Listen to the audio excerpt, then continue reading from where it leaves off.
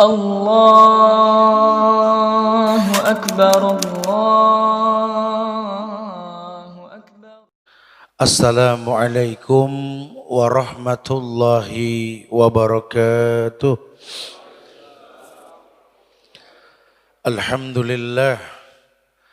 Alhamdulillahilladzi an'amana bi ni'matin katsirah allati bitilkan ni'mah na'mal salihan libahsi rizqa minhu litanawulil jannah min babi husnil khatimah. Wa innal hamdalillah nahmaduhu wa nasta'inuhu wa nastaghfiruh wa na'udzu billahi min sururi anfusina wa min sayyiati a'malina may yahdihillah fala mudilla lah wa may yudlil fala hadiyalah. Asyhadu an la ilaha illallah wahdahu la syarikalah wa ashhadu anna Muhammadan abduhu wa rasuluh. Ya ayyuhalladzina amanu taqullaha haqqa tuqatih wa la tamutunna illa wa antum muslimun. Ya ayuhan nasu taqu rabbakumul ladzi khalaqakum min nafsin wahidah wa khalaqa minha zawjaha wa bassa minkum rijalan katsiran wa nisaa wattaqullaha alladzi tasaaluna bihi wal arham innallaha kana 'alaikum raqiba. Ya ayyuhalladzina amanu taqullaha wa qulu qawlan sadida yuslih lakum a'malakum wa yaghfir lakum dzunubakum wa may yuti'illaha wa rasulahu faqad faza fawzan 'azima. Amma ba'du fa inna ahsanul kalamullah wa khairal huda huda Muhammadin sallallahu alaihi wasallam wa syarrul umuri muhdatsatuha wa kullu muhdatsatin bid'ah wa kullu bid'atin dhalalah wa kullu dhalalatin finnar. Ma'asyiral muslimin wal muslimat, sidang majelis kajian tablik akbar Masjid Nurul Jannah Taman Pondok Jati 2 Kelurahan Taman sepanjang yang semoga Allah muliakan dunia dan akhirat. Alhamdulillah kita bersyukur pada Allah di siang hari ini Allah mudahkan kita untuk bisa berkumpul di tempat yang berkah ini, insya Allah tempat yang menjadi rekomendasi Allah kepada umat Islam agar selalu berkumpul di dalamnya. Karena Rasul yang mengatakan majtama'a qaumun fi baitin min buyutillah yatluna kitaballah wa yatadarrasuna ma bainahum illa nazalat alaihimus sakinah wa ghasyyathumur rahmah wa khufathumul malaikah. Berkumpulnya manusia di rumah-rumah Allah, masjid yang dimaksud. Ketika Quran dibacakan, hadis sunnah dikumandangkan, Allah turunkan ketenangan, keberkahan buat yang mau menghadirinya, diliputi rahmat dan juga oleh para malaikat insyaallah. Bahkan sepakat ulama mengatakan bahwa majlis ilmu dalam majlis di masjid merupakan majlis taman-taman penyubur iman. Sahabat yang Allah muliakan, kita akan coba bahas bab yang berkaitan tentang kujadikan rumahku menuju surgamu. Ini judulnya ini sama dengan nama Masjid Nurul Jannah ini.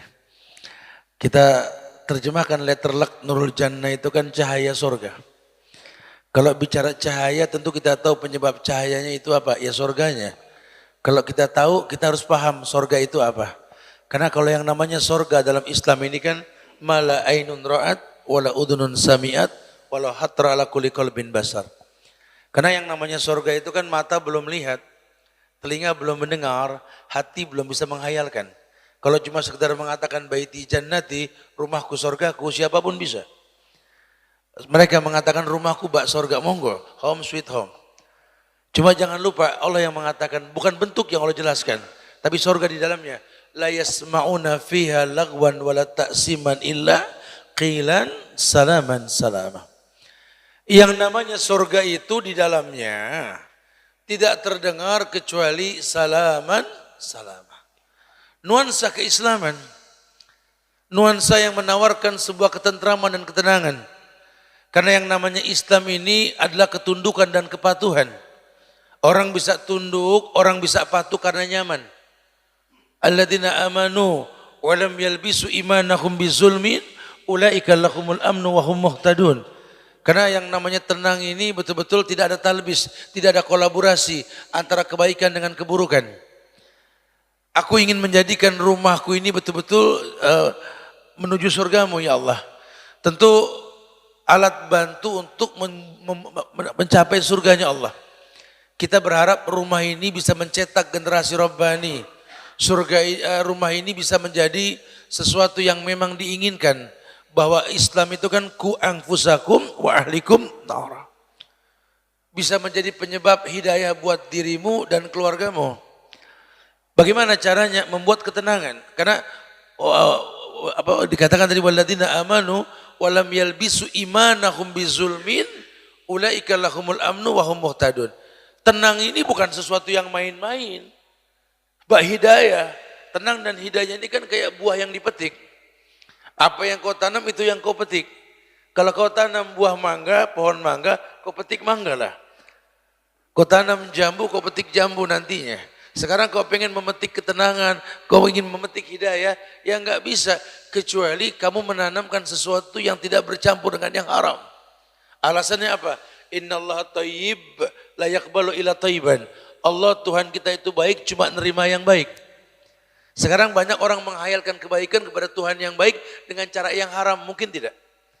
Contoh yang paling gampang lah, orang pengen berkah ekonomi cuma makan riba. Terjadi sekarang. Walaupun Allah mengatakan ahallallahul bai' wa harrama riba. Allah halalkan jual beli, Allah haramkan riba. Tetap aja dalam melobi Tuhan ketika sholat.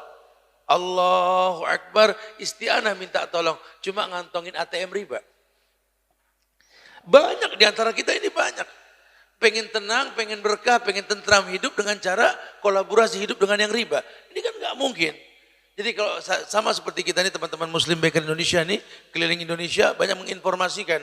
Apa sih yang membuat rakyat ini gampang menghujat pemerintah? Apa sih yang membuat rakyat ini gampang saling ribut di antara mereka? Ternyata mereka lupa bahwa Nabi pernah mengingatkan Islam menjadi sebuah solusi. Bahwa dalam diri manusia ada segumpal darah. Kalau baik itu baik semuanya. Hati yang dibilang. Ibnu Qayyim mengatakan hatimu ini tergantung yang kau lihat, tergantung yang kau dengar. Kalau yang kau lihat baik, yang kau dengar baik, hatimu baik. Yang keluar baik. Sekarang yang terjadi kami keliling dari kemarin. Dari mulai kita landing Surabaya, kita ke Malang. Malang kita ke Jember, Jember kita ke Bondowoso, kemudian ke Surabaya lagi ini ya. Baru kita ke Jakarta siang nanti. Wallahi negeriku tercinta ini sepanjang jalan ini orang disuruh lihat iklan dosa dan maksiat. Iklan rokok sak panjang-panjangnya loh itu. Rokok pakai baliho. Padahal MUI mengatakan haram. Dokter mengatakan rusak. Tidak boleh. Tetap diiklankan. Riba sudah jelas haram. Ini KPR, BTN pakai baliho. Kantornya pakai huruf timbul gitu loh. Sementara masjid ini orang kadang-kadang nanya dulu, Pak masjid di mana? Jawabannya, Allahu alam, Allahu alam.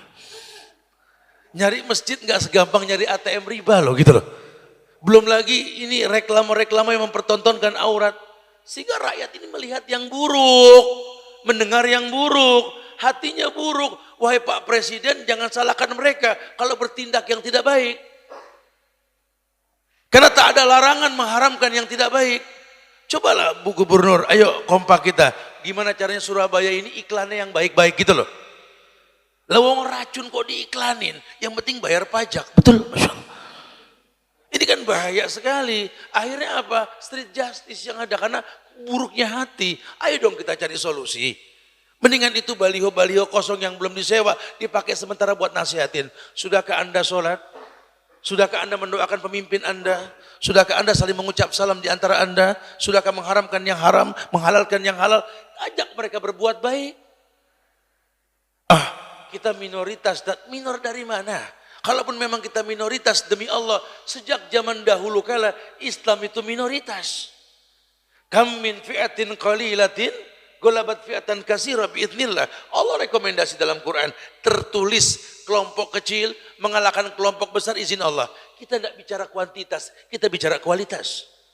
Di mana-mana gurunya 1, muridnya 1000. Lah kalau gurunya 1000, muridnya 1 kan bahaya gitu. Lawang yang bikin menang Allah kok, bukan kita. Jangan kau halalkan yang jelas memang sudah haram hukumnya. Tidak usah khawatir. Ini bumi milik Allah. Kurang tak Quran kita baca. Fatirus samawati wal ard. Allah yang betul-betul menguasai langit dan bumi. Walillahi mulkus samawati wal ard. Milik Allah kerajaan langit dan bumi. Jadi tidak usah khawatir. Jangan kayak anak kecil ketakutan ngeliat ikan cupang bergaya di akuarium. Kayak kita kayak ngeliat ini orang kafir, waduh. Dia lupa, dia petang-peteng di bumi Allah. Jangan kayak anak kecil yang ngeliat ikan cupang bergaya, mama ikan cupangnya marah. Jangan usah khawatir nak, ini akuarium nak. Mama matiin listriknya, mama buang airnya, mati nih ikan cupang. Betul. Ini ada orang-orang kafir pengen menghancurkan bumi yang Allah ciptakan. Orang Islamnya bingung, emang yang punya bumi siapa? Apa Allah? Kalau Allah mau tinggal nyuruh, sungai meluap, betul. Kalau Allah mau, laut tsunami, tebing longsor, gunung meletus. Kalau Allah mau, buat Allah nggak ada yang nggak mungkin. Pun kita sudah tahu buat Allah nggak ada yang nggak mungkin. Karena Allah yang mengatakan, innama amruhu idza arada syai'an ayakula lahu kun. Cuma membuat Allah mengatakan kun fayakun ini butuh ilmu.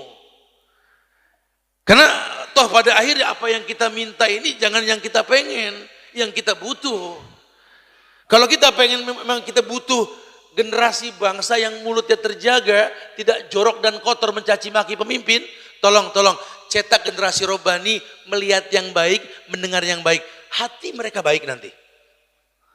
Sehingga yang keluar pun semuanya baik. Jangan cuma ngayal. Nah kalau ngayal siapapun mampu. Tapi praktek ini kan tidak semua mampu. Nah Islam itu solusi. Dulu orang-orang kafir Parsi yang saat itu sudah peradaban mereka tinggi sekali. Ketika melihat kesempurnaan para sahabat, berkomentarlah mereka mengatakan, Allamakum nabiyukum kulla syai' hatta al-khira'ah. Allamakum nabiyukum kulla syai' hatta al-khira'ah. Oh, kalian ini umat Muhammad ya. Muhammad yang telah mengajarkan segala sesuatu, sampai cara cebok pun diajarkan, cara buang hajat pun diajarkan. Ini sahabat Salman, mantan orang Nasrani, mengatakan, ajal, betul. Makanya saya pindah agama karena nggak ada agama sesempurna ini. Dulu agama saya yang dulu mana mungkin ngajarin cara masuk kamar mandi pakai kaki kiri, keluar kaki kanan. Di sini diajarin. Bahkan masuk kamar mandi pun baca doa, Allahumma inni a'udzubika minal khubsi wal khaba'is. Keluar bilang gufronaka. Kenapa mesti bilang gufronaka? Artinya ya Allah ampunkan aku. Karena sebentar lupa Tuhan dalam kamar mandi. Ini agama Masya Allah. Ini agama ngajarin saya makan minum gak boleh berdiri. Tidak ada standing party sudah. Ini agama Masya Allah ngajarin saya kalau makan tangan kanan, minum tangan kanan. Cuma setan makan minum pakai tangan kiri. Agama lain tidak ada yang kayak begini. Ini agama sampai cara pakai sepatu pun diajarkan. Idzan ta'ala ahadukum falyabda bil yamin wa idzan naza'a falyabda bis shimal wal takunil yumna awwaluhuma wa akhiruhuma tunza'u. Kata Nabi, kalau pakai sendal, pakai sepatu, pakai yang kanan dulu, lepas yang kiri dulu, mendahulukan yang kanan, mengakhirkan yang kiri merupakan sebuah kebaikan. Cuma ada di Islam. Cuma ada di Islam. Terus kalau sampai saya ngayal murtad kayaknya nggak masuk dalam kamus, mau cari apa di yang lain? Begitu bahasanya. Nggak usah khawatir. Khawatir bukan sifat orang Islam, itu was-was minasyaitan. Ayo bersaing sportif kita. Nggak usah khawatir. Waduh Ustaz, kita gini-gini gitu. Antum terlalu khawatir. Udah. Mendingan jadi anak buah aja kalau begitu sudah. Hidup kok khawatir kayak nggak tahu Allah. Itu namanya zon, prasangka buruk. Kata Allah apa? Wa dzalikum zannukum alladzi zanantum bi rabbikum ardakum fa asbahtum minal khasirin. Itu prasangka buruk sama Allah. Padahal kalau kamu baik, ujungnya baik. Ayatnya sudah baku loh. Hal jazaul ihsan ilal ihsan. Bukankah balasan kebaikan datang dengan cara yang lawang pendahulu kita tidak pernah khawatir sama kafir Belanda. Bambu runcing bisa mengusir Belanda. Pakai takbirnya Bung Tomo di Surabaya ini bisa menggoncangkan hati musuh. Baru takbir loh itu. Bambu runcing ngusir penjajah. Kok sekarang senjata canggih malah gandeng penjajah? Yuk penjajah ke negara saya, yuk hancurin yuk. Gitu. Itu kan bodoh sekali kita.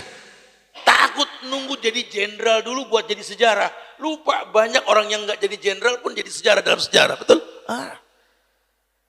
Banyak sekali. Karena mereka nggak butuh legalitas manusia. Yang mereka butuhkan legalitas Tuhannya, Allah yang dimaksud. Bukan, ini Umar ibn Khattab menggantikan Khalid bin Walid jenderal dengan Abu Ubaidah bin Zarrah yang anak buahnya. Itu bukan karena title, bukan. Umar juga tahu Khalid gak bakal kalah perang, takdirnya di situ. Cuma permasalahannya bukan masalah jenderalnya, bukan. Gara-gara Khalid orang berbuat syirik, Khalid itu tidak salah. Orang yang salah memandang Khalid. Selalu berkata, di mana ada Khalid di situ ada kemenangan. Syirik, kata Umar. Ganti Abu Ubaidah. Lo gimana mau menang? Allah yang kasih menang. Ketika rakyat tak lagi berbuat syirik, nggak ada yang nyangka Abu Ubaidah bin Zarrah menaklukkan Romawi dari Palestina. Karena hukum sebab akibat. Yang perlu kamu tahu kenapa Allah membedakan antara Khalid dengan Abu Ubaidah. Kok Abu Ubaidah nggak pernah seperti Khalid yang nggak pernah kalah perang? Kenapa? Tanya. Simple jawaban Khalid. Saya selamanya kalau perang pasukan saya lebih sedikit, musuh lebih banyak. Cuma saya pegang sunnah Nabi yang mengatakan bahwa kita dengan orang kafir itu seperti orang hidup dengan orang mati. Maksudnya apa? Kita zikir, mereka tidak ingat Tuhan. Maka saya selalu berkata kepada pasukan saya yang sedikit, wahai orang-orang yang hidup, bantai itu mayit. Wahai orang-orang yang hidup, bantai itu mayit. Bodohnya kita bergelantungan di pundak-pundak mayit, itu masalahnya. Sehingga lupa kita hukum sebab akibat. Al jaza bi jinsil amal, balasan tergantung perbuatan. Soalnya kalau enggak kita bisa mati. Hei, jangankan antum yang motong kambing salah pegang pisau, Umar bin Khattab jago pedang pun mati. Kalau urusan kita kan suruh motong kambing main suruh-suruan. Umar pedangnya 50 kepala putus mati. Lawang memang hidup ini ujungnya mati. Kita terlalu hubud dunia, terlalu cinta dunia, takut mati. Ini penyakit yang dikhawatirkan Rasul di akhir zaman. Wahan, terlalu cinta dunia, takut mati. Dia targetkan memiliki dunia, rumah, mobil, apartemen, tanah luas. Padahal yang dia butuhkan cuma 2 kali 1. Dia lupa nasihat Nabi, idza mata ibnu Adam in qata amalu illa min salas. Kalau meninggal anak Adam putus semua hubungan kecuali 3. Sedekahnya waktu hidup, ilmu yang bermanfaat, doa anak yang soleh. Di situ nggak diceritakan tentang sertifikat yang banyak, STNK yang banyak, BPKB yang banyak, luas tanah nggak, khalas. 3, sedekahmu waktu hidup. Targetkan dunia kau taklukkan. Jadi orang kaya untuk apa? Sedekah. Bukan buat munyain dunia, sedekah. Kenapa saya beli tanah ini? Karena kalau ini jadi milik saya, siapapun bisa pakai untuk bertani.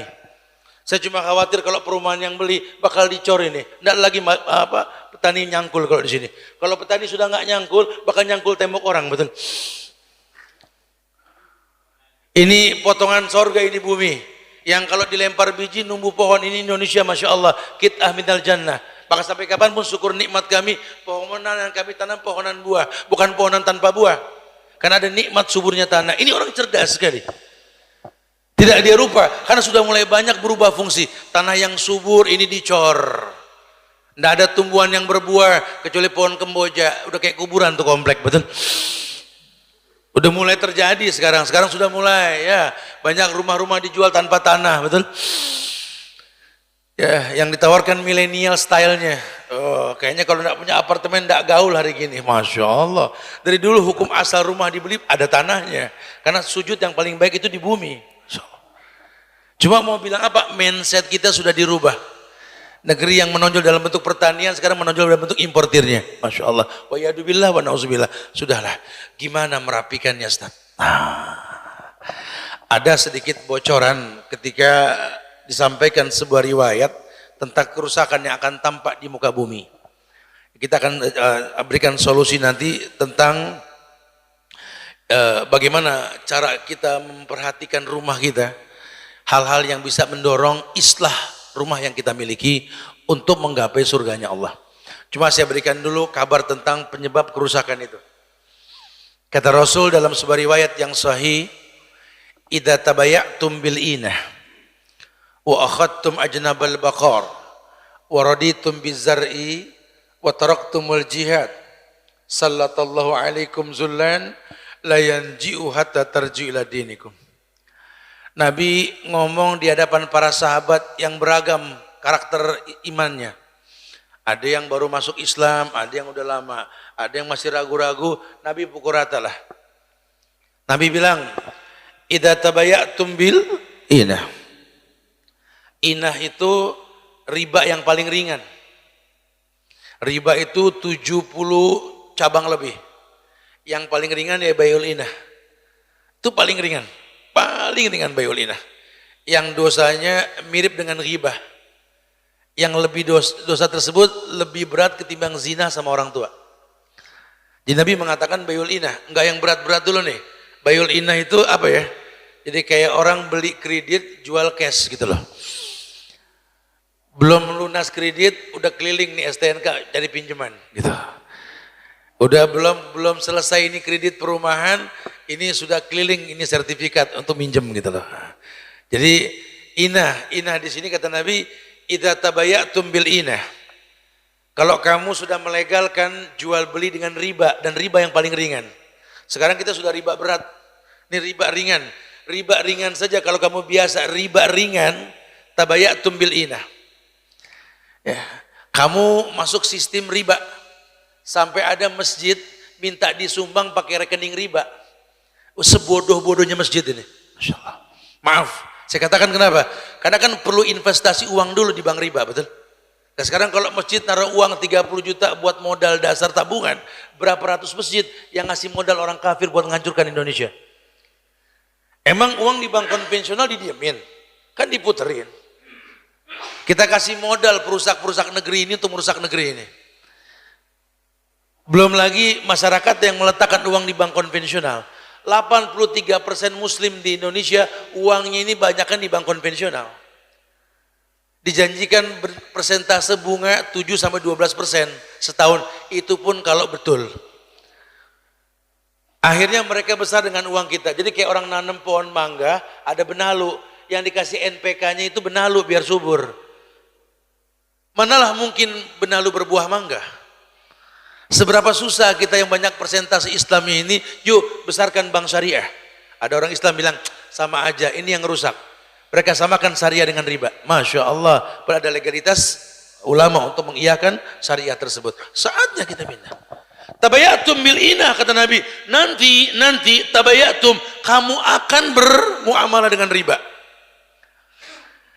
Riba biasa, bukan sampai ada imam sholat ngantongin ATM BCA kok. Masya Allah. Nggak tanggung-tanggung. Lawang tawaf dikantongin riba kok.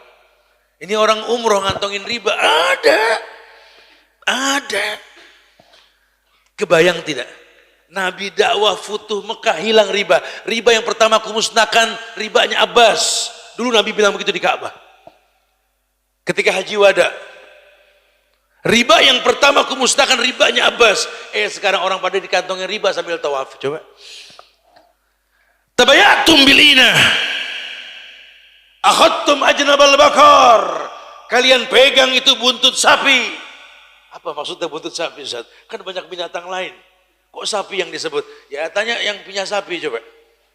Ini binatang yang dagingnya enak namun paling bodoh ya sapi. Sapi kerbau itu semodel. Sapi kerbau itu semodel. Kenapa? Karena dilahirkan dalam kandang, dibesarkan di kandang, dikasih makan di kandang, dikawinkan di kandang, sampai beranak lagi di kandang. Kalau keluar kandang tidak bisa sejarahnya sapi balik kandang. Ini binatang paling bodoh, makanya sapi diikat di hidungnya, cocok hidungnya, ditarik dari depan. Amsal ini dibalik, kau pegang buntut sapi, entah kemana sapi bakal kembali. Kau ikuti orang yang hatinya lalai, ghafil. Fakana amruhu furuta, masalahnya tidak akan pernah selesai. Kau pegang buntut sapi, kau pegang itu sapi. Kau ikuti itu banting sapi, kau ikuti itu. Mau kemana mereka? Dan tidak tahu long sapi dipegang, Rasul yang bilang kok. Entah siapa yang dimaksud pokoknya kau pegang buntut sapi. Mendingan kau naik kuda, orang terpanah posisinya di atas kuda. Kuda bakal balik kandang, kuda cerdas tawan. Kalau sapi tidak akan pernah bisa kembali. Tapi kenyataannya kau pegang buntut sapi. Kau ikuti orang yang nggak jelas mau kemana hidup ini. Akhadtum ajnabal baqar. Raditum bizar'i. Efeknya apa? Sapi itu kan dipakai buat ngebajak. Sehingga hidupmu enjoy dengan perekonomian kayak petani di musim hujan. Gali lubang, tanam benih dah, sisanya tawakal. Pokoknya panen aja. Raditum bizar'i, akhirnya kau enjoy dengan perekonomian. Hidupmu cuma buat kerja seperti sapi.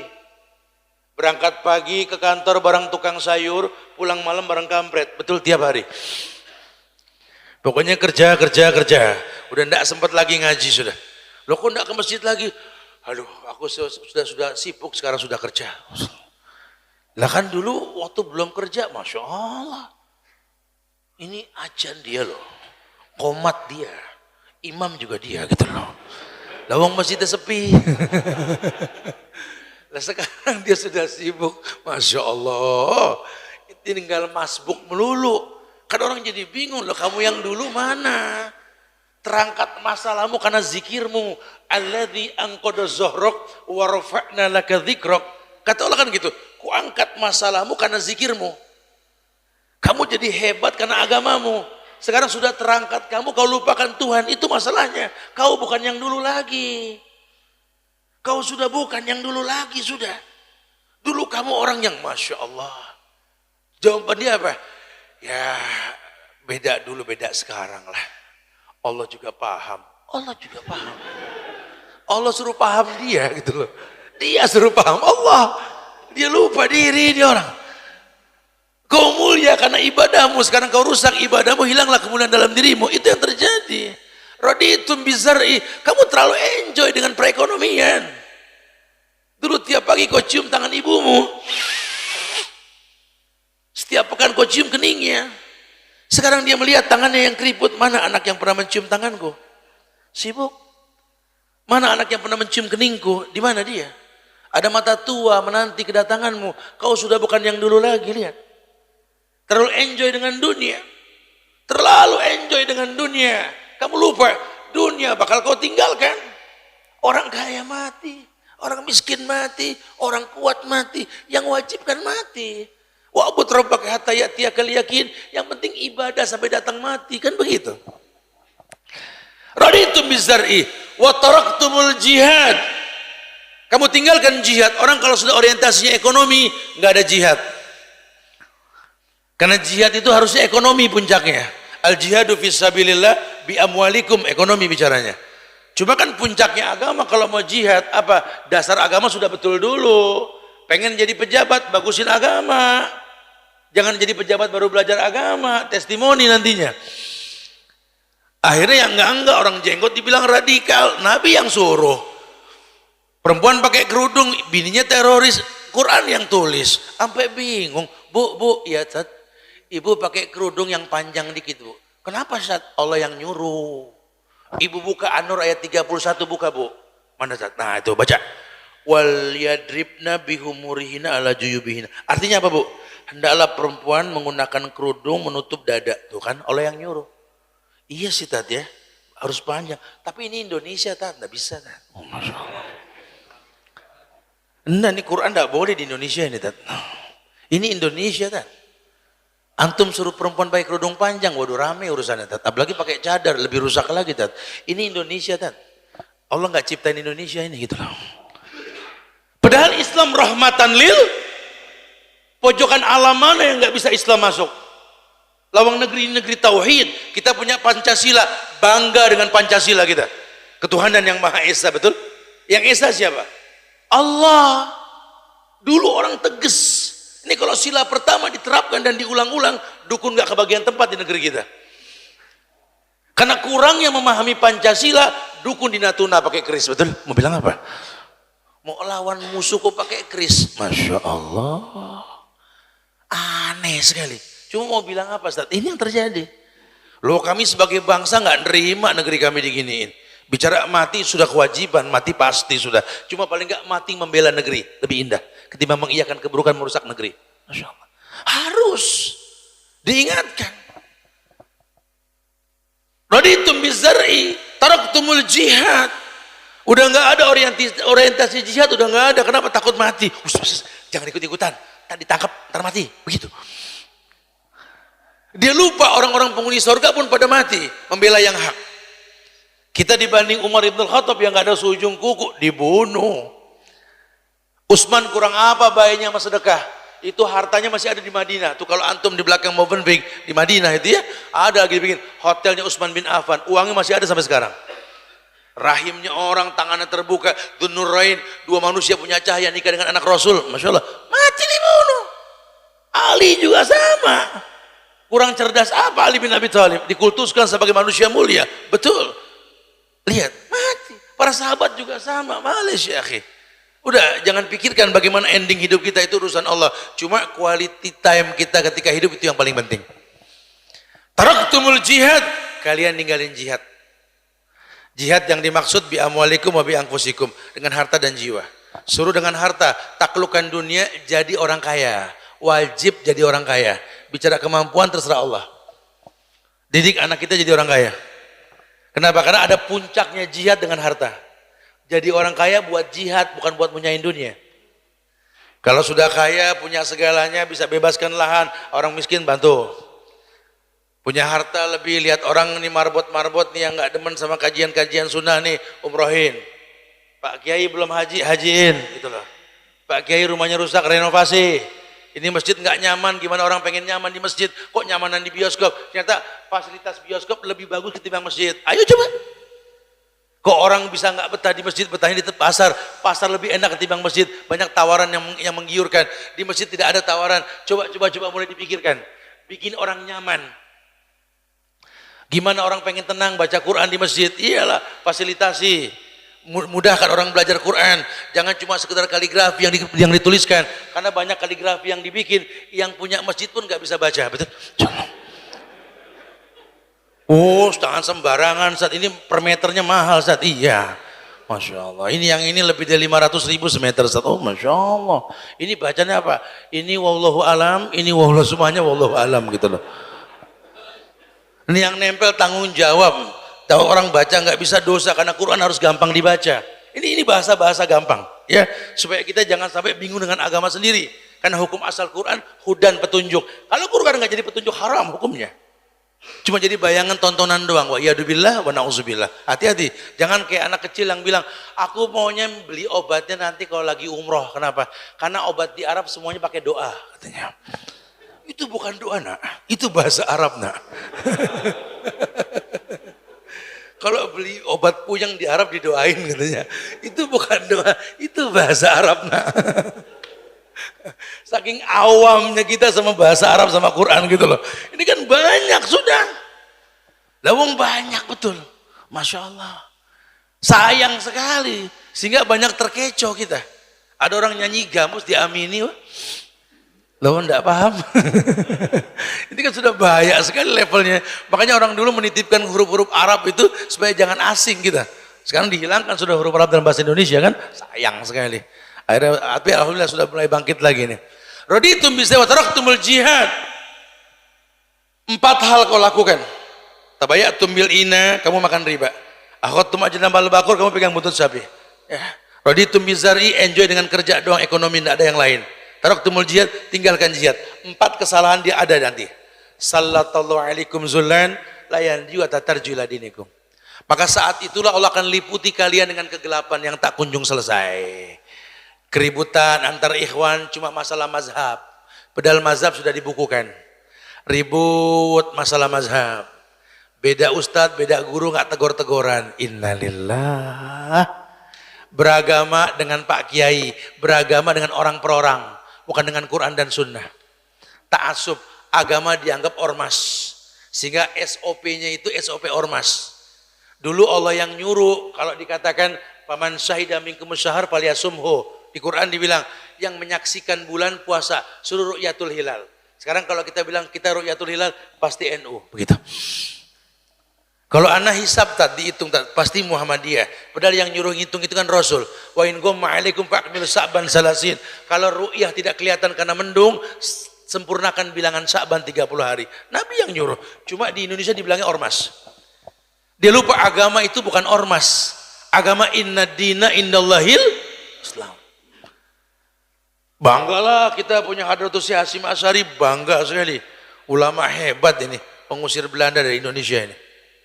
Bangga kita punya Kiai Haji Ahmad Dahlan, bangga. Ulama hebat yang bisa menggetarkan hati musuh-musuhnya saat itu. Hasan dan lainnya. Orang-orang hebat zaman dulu. Cuma lihat biografi mereka, bagaimana mereka membuat sebuah sistem untuk bisa melawan musuh. Bukan taklid, bukan ikut-ikutan. Karena agama bukan mereka. Agama itu qala Allah wa qala Rasul. Sehingga sudah dari 14 abad yang lalu, di riwayat Imam Bukhari, Nabi pernah mengatakan, idza aslamal abdu fahasuna islamuhu yukafir lahu anhu kulla sayyi'atin kana zalafaha. Nabi yang mengatakan, kalau ada seorang hamba yang sudah bagus agamanya, dia mau mendalami agamanya, mendalami lagi agamanya. Jadi Anda yang lahir di keluarga ormas Islam, Anda jangan enjoy saja belajar supaya enggak ada warna-warni dalam agama. Agama itu cuma satu kebenarannya, inna dina indallahil Islam. Inna dina indallahil Islam. Cuma strata pendidikan kelas 1 sampai kelas 6 beda level untuk mencapai sebuah tujuan kesempurnaan. Makanya kalau kita ngelihat kadang-kadang agama kelas 1 dengan kelas 2 ya beda lah. Kelas 3 sampai kelas 6 berbeda. Mereka sedang proses belajar, itu biasa. Targetnya satu, memahami Quran dan Sunnah menurut pemahaman para sahabat. Itu yang paling betul. Itu yang paling betul. Kalau tidak apa? Sallallahu alaikum zullan layanji'u hatta tarji'u ila dinikum. Kalian akan diliputi dengan kegelapan masalah yang tak kunjung selesai. Sampai kapan? Sampai kembali ke agama kalian. Agama kalian apa maksudnya? Islam. Islam yang mana? Islam yang dibawa Nabi Muhammad sallallahu alaihi wasallam.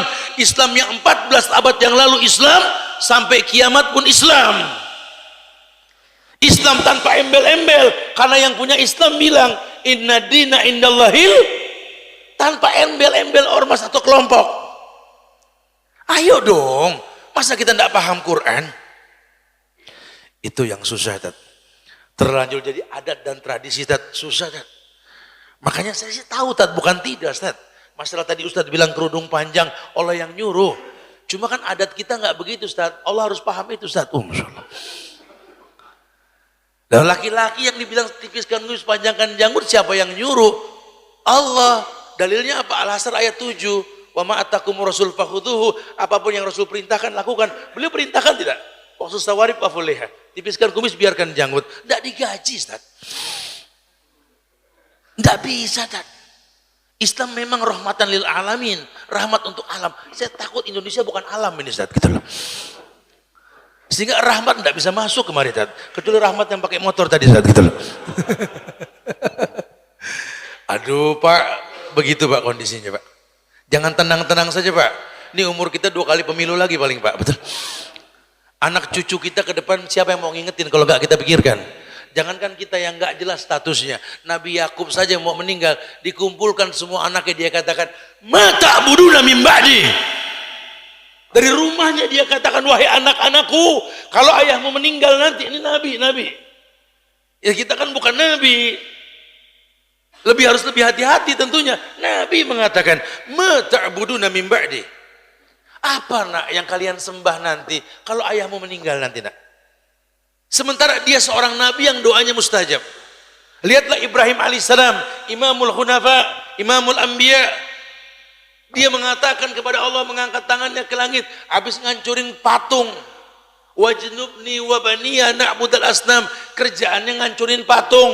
Tapi minta sama Allah, jauhkan diriku dan anak-anakku dari nyembah patung. Kerjaannya ngancurin patung. Minta dilindungi dari nyembah patung, ajib gak? Kenapa? Dunia alam kemungkinan, Pak. Dunia alam kemungkinan. Semuanya mungkin. Ini orang yang imam bisa murtad, mungkin. Lawang sahabat Nabi Ibnu Muljam, duta tafsirnya Umar Ibn Khattab di zaman Umar menjadi khalifah, di zaman Ali dia bunuh Ali, hafal Quran, ahli tafsir, nggak tanggung-tanggung. Maka nggak heran kalau ada Pak Kiai hafal Quran, hafal hadis, kok sekarang benci sunnah, ini kelihatan gitu. Penyebabnya apa? Ya kotornya jiwa, talbis dalam hidupnya. Waduh, Ustaz, ini sepintas yang dibahas saja gua banget ini, Ustaz, gitu loh. Gimana solusinya, Ustaz? Baru kita masuk pada bahasan kita nih. Kita kan pengen ini ngebahas bahwa Kan kujadikan rumahku menuju surgamu ya Allah, betul.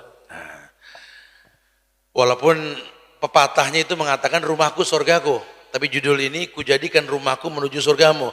Harusnya sudah surga itu rumah. Mudah-mudahan dengan rumah ini makin jelaslah pintu surga terlihat dan terbuka. Nah, ada tawaran dalam Islam ini tentang bagaimana kita mengislah, memperbaiki rumah tangga kita.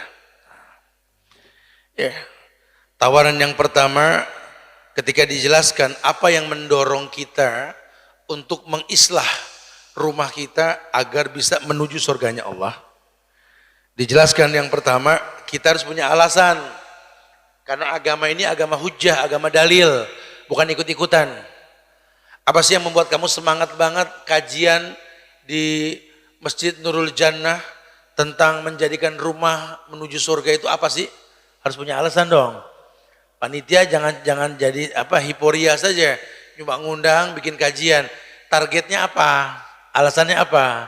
Ini syariat agama mengajarkan berilmu sebelum berkata dan beramal.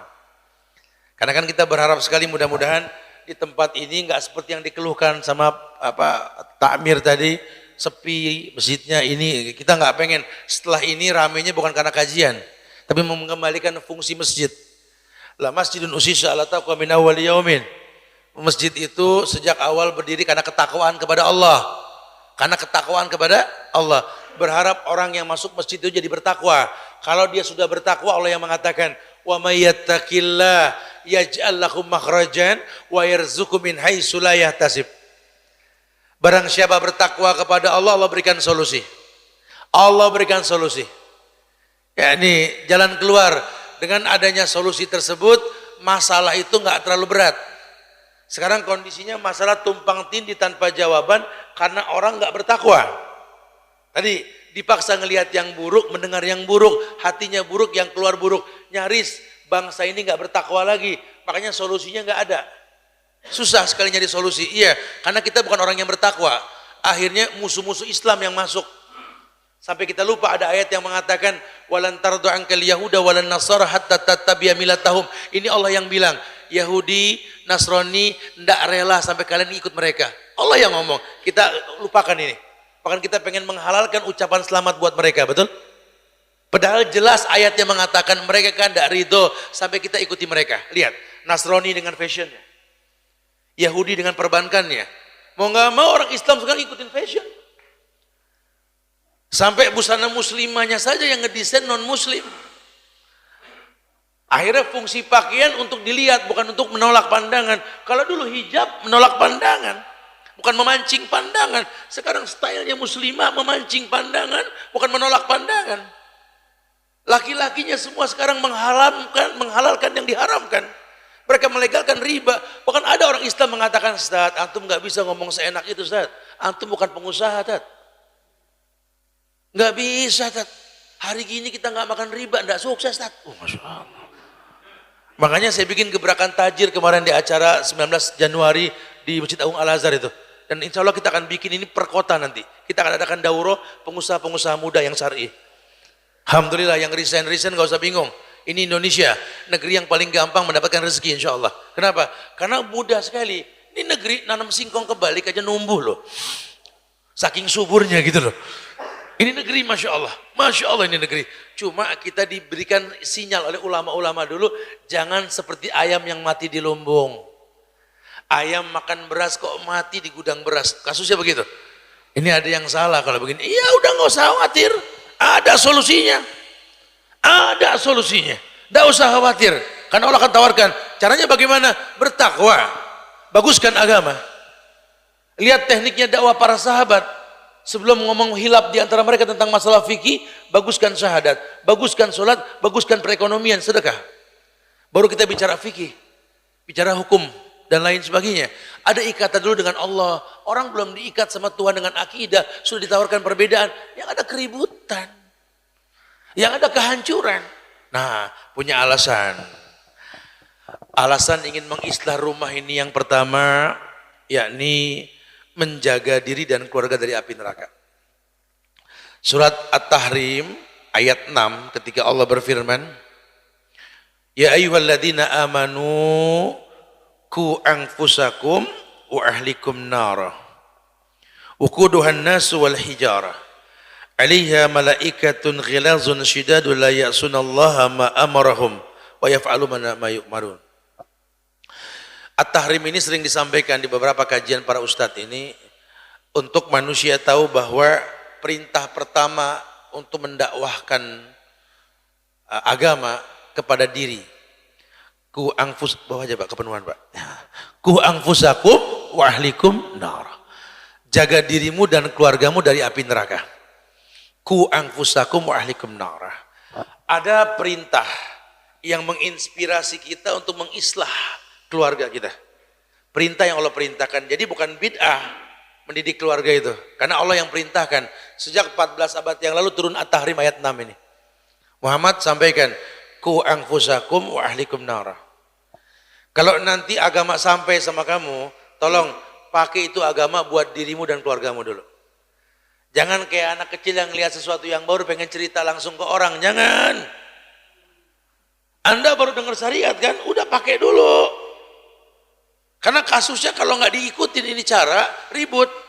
Baru kajian 2 bulan ribut sama orang tua. Ngeluh sama Ustaz, Tat, anak udah hijrah Tat, udah nyunah Tat. 2 bulan kajian Tat. Cuma ujian anak orang tua anak Tat, ribut mulu sama anak. Ini masalahnya. Nanti agama yang dipandang buruk, kok agama mendatangkan perpecahan. Padahal oknumnya yang nggak paham beragama. Ini aliran pemecah belah umat. Aliran. Emang sungai, aliran. Tidak ada aliran dalam agama. Agama cuma satu. Jangan ikuti aliran ini kata Rasul. Wala tattabi'us subula fatafarraqu bikum an sabili. Ini teknik dalam beragama. Ini bisa jadi mazhab Malaysia. Mazhab bukan buat keributan, solusi yang ulama tawarkan. Karena kita beragama bukan dengan ulama, dengan Allah dan Rasul. Melalui ulama sampai ke Allah dan Rasul, kan begitu. Oh, Imam Malik itu kalau wudu sekali-sekali, Zat. Kalau kami Syafi'iyah, Tat, 3 kali 3 kali. Ada masalah di mana? Ya beda kan jumlahnya, Tat. Antum yang nggak paham. Di mana Imam Malik berfatwa? Di Madinah, Darul Hijrah. Imam Darul Hijrah. Dia imamnya Madinah. Di Madinah mana ada air? Susah air. Beliau mengatakan sekali usahakan bersih. Irit air. Imam Syafi'i di mana tinggalnya? Mesir. Sungai Nil, air banyak. Wajar sekali. 3 kali karena banyak air. Dan ulama kita semuanya kebanyakan sekolah di Mesir. Negeri kita mirip banyak air, betul? Malaysia. Imam Ahmad mengatakan, kalau sekali bersih cukup. 3 kali gak bersih, tambah pun boleh. Karena tujuan apa? Membersihkan dengan air. Masya Allah. Bagaimana kita menyimpulkannya? Ikuti takmir tadi. Silakan berwudu, tapi jangan boros air. Ini mentang-mentang mesin baru, airnya ngegrojok gitu loh. Dibuka, dipakai belum wis negor temen datang. Ahlan, Masya Allah. Dari mana antum? Anak tunggui tadi. Berapa liter kebuang ini? Betul. Karena mubazirnya yang haram bukan jumlah bilangannya. Ayo dong yang cerdas. Ini mazhab, ini solusi. Antum tidak usah bingung. Ulama sudah tawarkan. Ulama yang tinggal di tempat yang banyak air, sedikit air. Ulama yang tahu karakter. Tahadu, tahabu, saling memberi hadiah timbul cinta. Asalnya begitu, orang senang dikasih. Cuma di Indonesia karakternya kan nggak begitu. Kalau pakai typing malas kerja, makanya ulama berijtihad, gratifikasi itu haram. Malaysia, itu ijtihad. Karena karakter orang kita tuh senang dibagi, nggak senang membagi. Mau bilang apa? Gampang diwarnai. Kita mesti paham ini. Kenapa ditekankan menjadi sahabat yang baik? Karena karakter orang kita gampang niru sahabat. Kita berteman sama bule seminggu, langsung bule rambut kita. Bukan ambil ilmunya si bule. Orang kita begitu, gampang diwarnai. Berangkat umroh pakai batik dari Sidoarjo. Sampai ke Arab, Makkah 4 hari, Madinah 4 hari. Pulang pakai gamis, betul? Saya tidak bilang tidak boleh gamis, boleh. Cuma batiknya dilipat. Itu orang Arab didatangin orang Indonesia pakai batik. Tidak ada Arab pakai batik, betul? Mereka nggak gampang diwarnai, orang kita gampang diwarnai loh. Ya nggak apa-apa juga, berarti punya paham. Oh kalau saya gampang diwarnai, bertemanlah dengan orang soleh, supaya pewarnaannya soleh. Bertemanlah dengan guru-guru Anda di kelas dan di luar kelas. Bersahabat. Ustadz kok betapa cepatnya dakwah via Bakers ini Ustadz. Iyalah kita berteman di masjid dan di luar masjid. Dengan Ustadz kita dekat. Sehingga bisa ngelihat temannya itu di masjid dan di luar masjid. Mempraktikkan agama. Kayak anak pesantren. Berteman dengan guru di kelas dan di luar kelas. Sampai detik ini tidak ada pesantren tawuran, betul? Pendidikan yang bagus berteman dengan anak murid di kelas dan di luar kelas. Kita kurang seperti itu pemahamannya. Dulu sahabat praktekin itu. Di masjid dekat Rasul, di rumah Rasul mereka kenal, safar bersama Rasul, duduk bersama Rasul. Ya. Budayakan agama di semua tempat. Ini cara yang paling baik. Masya Allah. Tapi ingat, sebelum itu terjadi ayat dipakai. Jadilah orang yang beriman untuk paham agama untuk dirimu dan keluargamu dulu. Biaskan, dan agama ini ada simah, ada bekas. Karena Allah yang mengatakan, kullu amal ibni Adam lahu, setiap ibadah anak Adam kembali pada si pelakunya. Harusnya sesuai dengan rumus loh. Ini supaya tidak ada yang berbuat keji di sini, Ustaz. Tidak ada yang berbuat mungkar. Kuncinya kan sholat. Sholat. Allah yang bilang, inna sholata tanha anil faksawal mungkar. Sholat itu mencegah perbuatan keji dan mungkar. Allah yang bilang. Loh kok ini sholat tetap menjual diri? Baik menjual di dalam artian prostitusi atau menjual pada sesuatu yang berbahaya. Katanya sholat kok merokok? Kan rokok merusak. Ada gak dokter yang bilang bagus? Enggak. Belum lagi perokok pasif.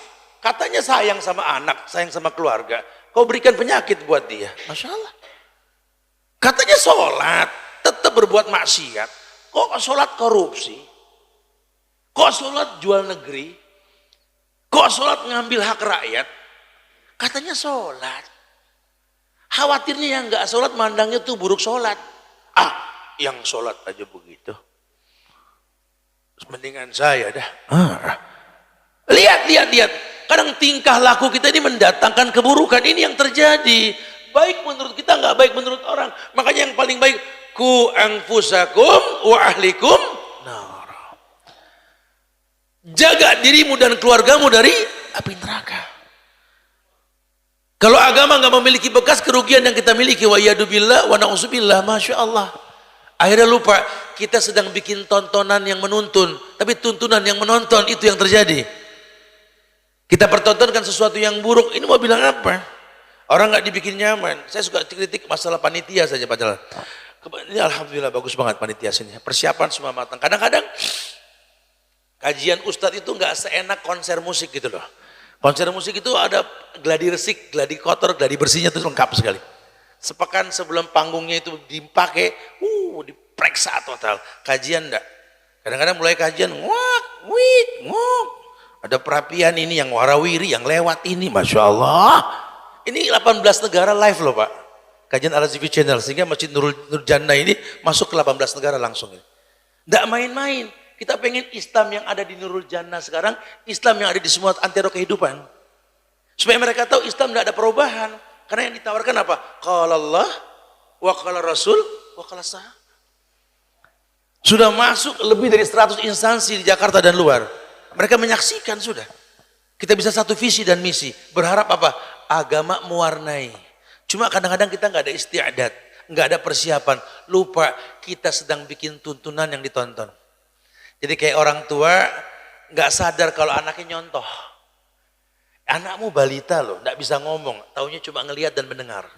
Sekarang kamu pakai baju yang nggak pantas depan anak, anak itu nyontoh walaupun nggak bisa ngomong. Maka adab kalau masuk kamar mandi pakai baju, bawa baju, keluar sudah salin baju, bawa yang kotor, itu akhlak. Anak melihat ayah ibunya nggak pernah ribut, walaupun suka ribut gitu loh. Dia cari tempat. Tidak terasa kita bikin tuntunan yang ditonton. Kita lupa anak ini makin lama makin besar. Meniru apa yang kita lakukan. Kadang kita nggak sadar gimana orang mau tertarik sama Islam kalau Islamnya nggak menarik. Image mereka Islam merubah, salah. Islam tidak merubah, Islam mewarnai. Dulu sahabat mengatakan zaman sahabat hidup bersama Nabi, Nasrani, Yahudi, ngelihat muka kami para sahabat bisa masuk Islam.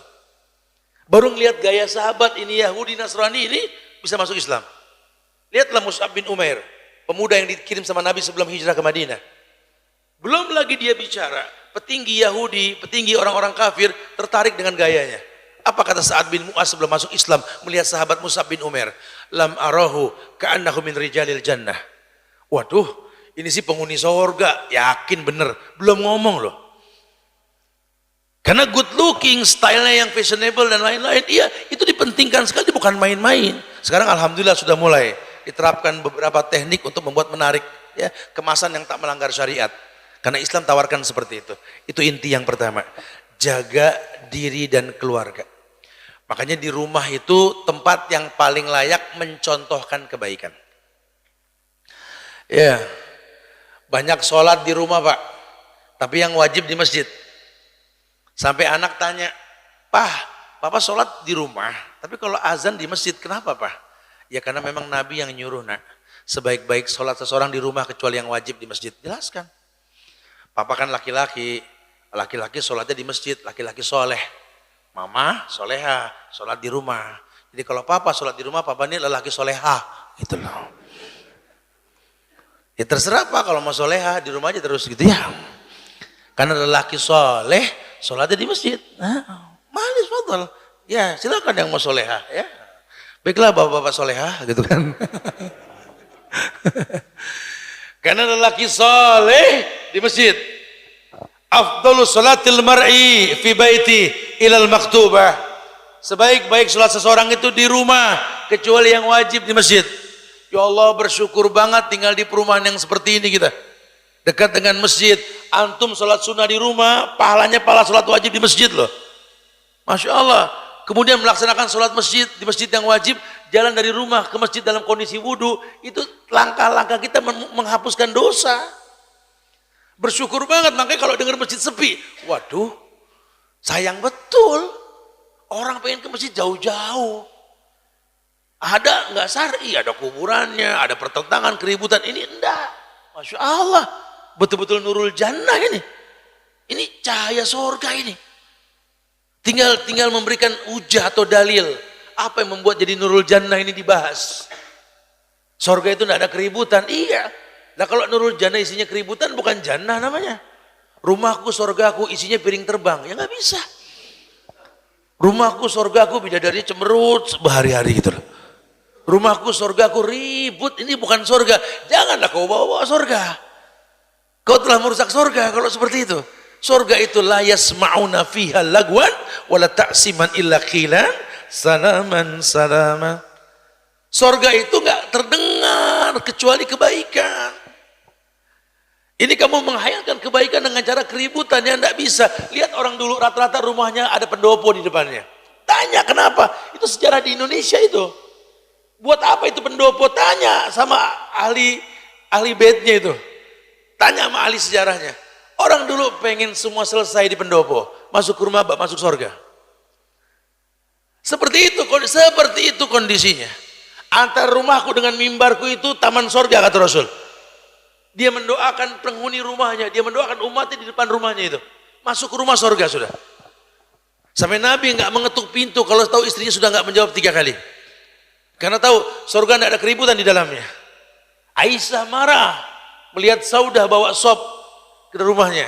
Nabi tersenyum ketika Aisyah menampar mangkok supnya Saudah, mengumpulkan pecahan mangkuk tersebut sambil mengatakan gharat ummuk, ibu kalian ngambek kata Rasul gitu. Kalau sekarang dia tampar pecah saya banting lagi Pak. Ya orang perempuan harus tahu jangan memancing emosi karena laki-laki ngalah itu bukan lemah. Ya, kalau kau pecahkan satu mangkok dia bisa pecahkan satu rak kalau dia mau gitu kan. Cuma kan bukan itu solusinya. Rumah bukan untuk itu. Rumah solusi. Sehingga betul-betul yang namanya sorga dia pahami apa itu sorga. Kuncinya iman. Ya ayyuhalladzina amanu. Iman naik turun. Naik dengan ketaatan, turun dengan kemaksiatan. Yang tahu naik turunnya iman yang punya iman. Yang kedua, terinspirasi untuk menjadikan rumah sebagai penyebab jalan ke surga. Karena dia tahu besarnya tanggung jawab sebagai seorang pemimpin. Baik suami maupun istri. Kata Rasul, innallaha ta'ala sa'ilun kulla ra'in amma istar'ahu. Ahafidha dhalika amdai'ahu.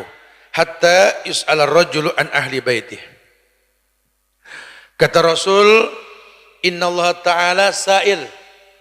Allah yang maha tinggi ini akan menjadi penanya. Kulla ra'in, setiap pemimpin tentang apa yang dia pimpin. Sampai-sampai kata Nabi, hatta yus'ala rajul an ahli baiti. Sampai orang laki itu bakal ditanya bagaimana kondisi keluarganya sama Allah. Lelaki harus berpikir panjang. Kamu pemimpin dalam rumah tangga. Yang namanya pemimpin punya misi dan visi. Maka Nabi mengatakan, lan yasluh li rajulin idza amaratuhu imra'ah. Tidak akan pernah terselesaikan masalah rumah tangga seorang laki-laki kalau perempuan yang mimpin. Kalau perempuan sudah mimpin dalam rumah tangga, tunggu kehancuran sudah. Tunggu kehancuran. Padahal dengan adanya ijab kabul, saya nikahkan Fulana binti Fula dengan mas kawin seperti yang disebutkan, dibayar tunai sah. Ketika itu diucapkan, tanggung jawab semua pindah ke pundak suami. Istri bikin salah, suami yang tanggung. Anak bikin dosa, suami yang tanggung, ayah yang tanggung. Masya Allah. Maka suami yang harus bawel. Nanya kamu mau kemana, sama siapa, di mana. Suami yang bawel. Ini kebalikan, dia yang dibawelin. Bodohnya diperiksa handphonenya sama istri lagi. Udah mau. Ntar dulu. Udah.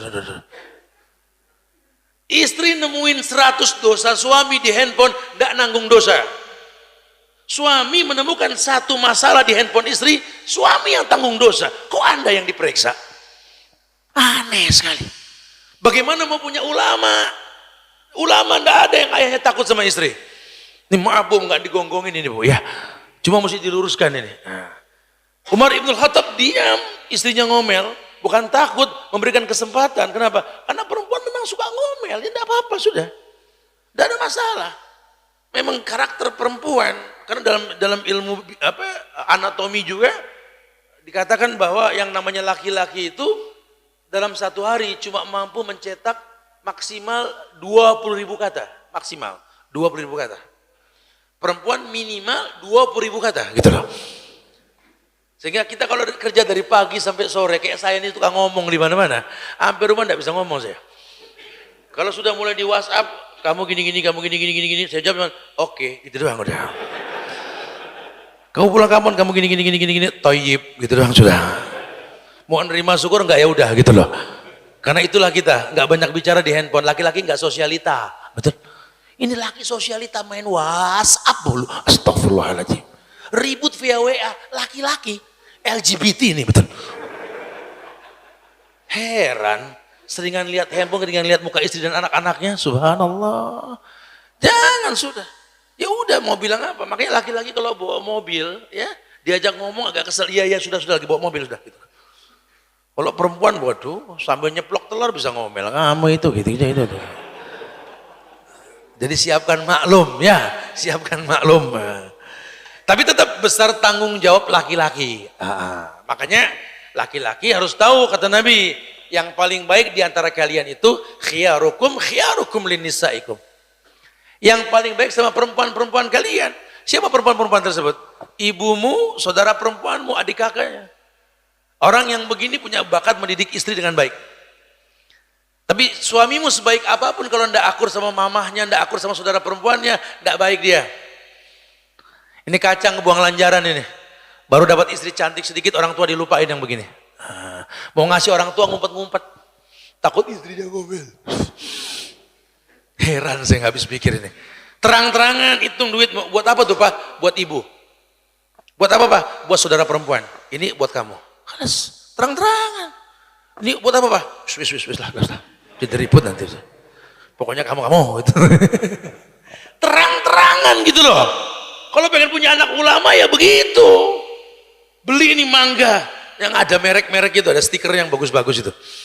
Lu itu mangga buat apa? Ya buat dibeli, buat dimakan. Buat kita, tunggu kita pisahkan dulu. Pisahkan yang gede sama yang kecil. Yang gede buat siapa? Buat mama. Kasih mama dulu. Ini kita. Muliakan dia. Masya Allah.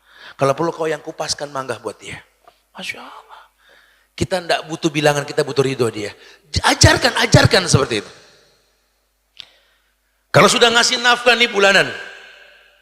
Satu saat keluargamu ada yang datang pulang tidak punya ongkos, tidak usah diambil lagi tuh uang.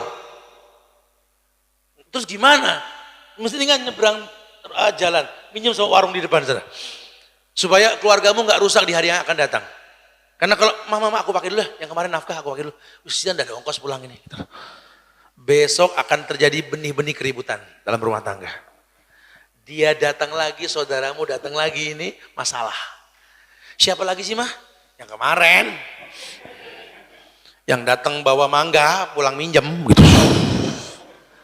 Ini makanya harga diri laki-laki begitu. Kalau ada keluarga yang datang gak usah repotin istri sudah. Beda hal sudah. Sudah. Kalau sudah aku kasih sama kamu, milik kamu sudah. Bahkan doakan biar bisa ngasih hadiah lebih. Karena yang mendatangkan cintanya Allah tuh hadiah. Laki gitu loh. Harus izin supaya bisa menaklukkan dunia. Burung saja terbang pagi pulang sore. Masa nggak boleh pergi? Gitu lah. Izin. Kita harus punya rumah mah. Masa ngontrak terus? Izinkan saya untuk merantau lah. Doakan biar sukses. Saya malu sama Keong. Keong lelet punya rumah. Betul.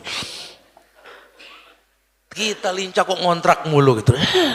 Mumpung ini Indonesia mah, Indonesia. Loh kenapa Indonesia? Diem aja punya 2 kali 1. No mayit. Betul. Mayit punya 2 kali 1. Masa kita hidup gak punya tanah semeter juga? Tolong doakan mah. Ini laki nih. Masya Allah. Bahkan Rasul memerintahkan kita safar. Wes, usah dikintilin sudah. Doain saja. Udah. Ya doakan mah. Karena harga diri laki-laki ketika safar kata Rasul. Kalau aku meninggal dalam safar nanti, kabarkan kepada anak-anakku nanti, ayahnya orang yang betul-betul ingin menaklukkan dunia. Karena rumahku di surga kata Rasul sejauh perjalanan safarku. Masya Allah. Laki gitu loh. Ini laki ngelinter di rumah. Dapur, sumur, kasur. Dapur, sumur, kasur. Tawaf baik tawaf. Ada izah gitu loh. Masya Allah.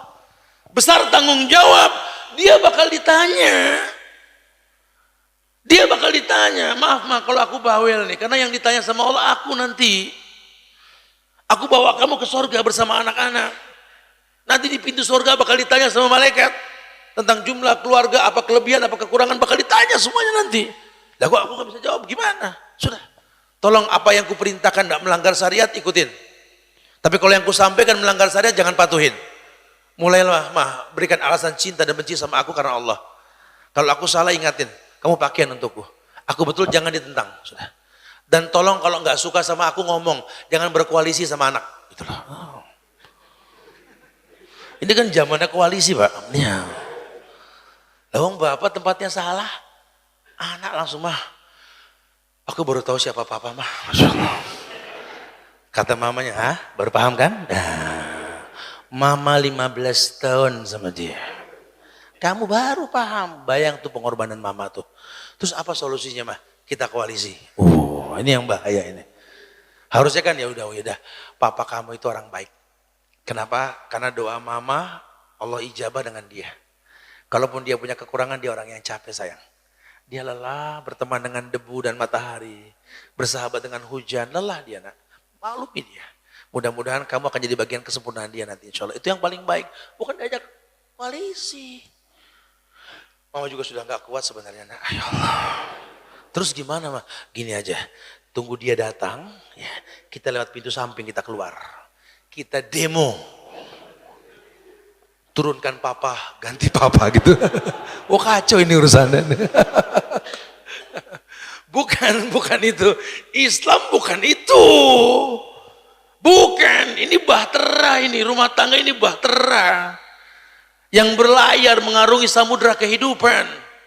Bahtera itu tidak berjalan kalau nggak ada ombak dan gelombang, betul? Bahkan kalau tidak ada gelombang dibikinkan baling-baling untuk menciptakan gelombang itu. Gelombang itu ujian hidup. Rumah tangga bisa berjalan karena ujian. Harusnya dia paham. Dia menikah dengan si fulana, dengan si fulana, dengan si fulana, dengan si fulana. Siapa dia pilih dia? Oh ya, karakter dia begini, resikonya bakal begini. Udah saya siap insya Allah lah. Punya izzah gitu loh.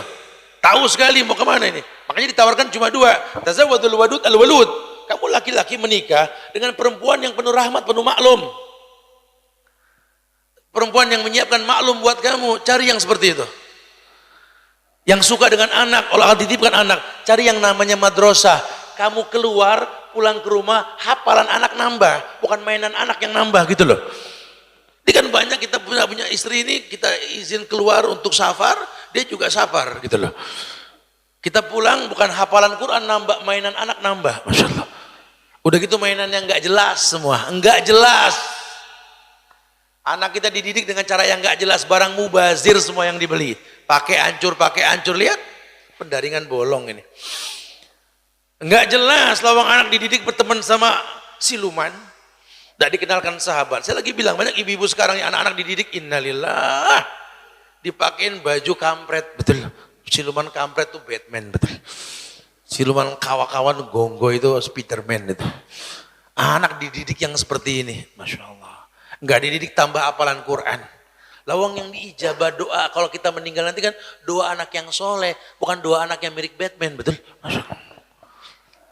Anak nggak kenal lagi Sa'ad bin Abi Waqqas si jago panah, taunya Robin Hood. Anak nggak tahu lagi Khalid bin Walid, yakni Saifullah As-Salul, pedang Allah yang terbuka ini. Yang dia tahu cuma Zoro. Lihat, betul-betul nggak paham. Cari yang namanya madrasah, sekolah yang mendidik mereka.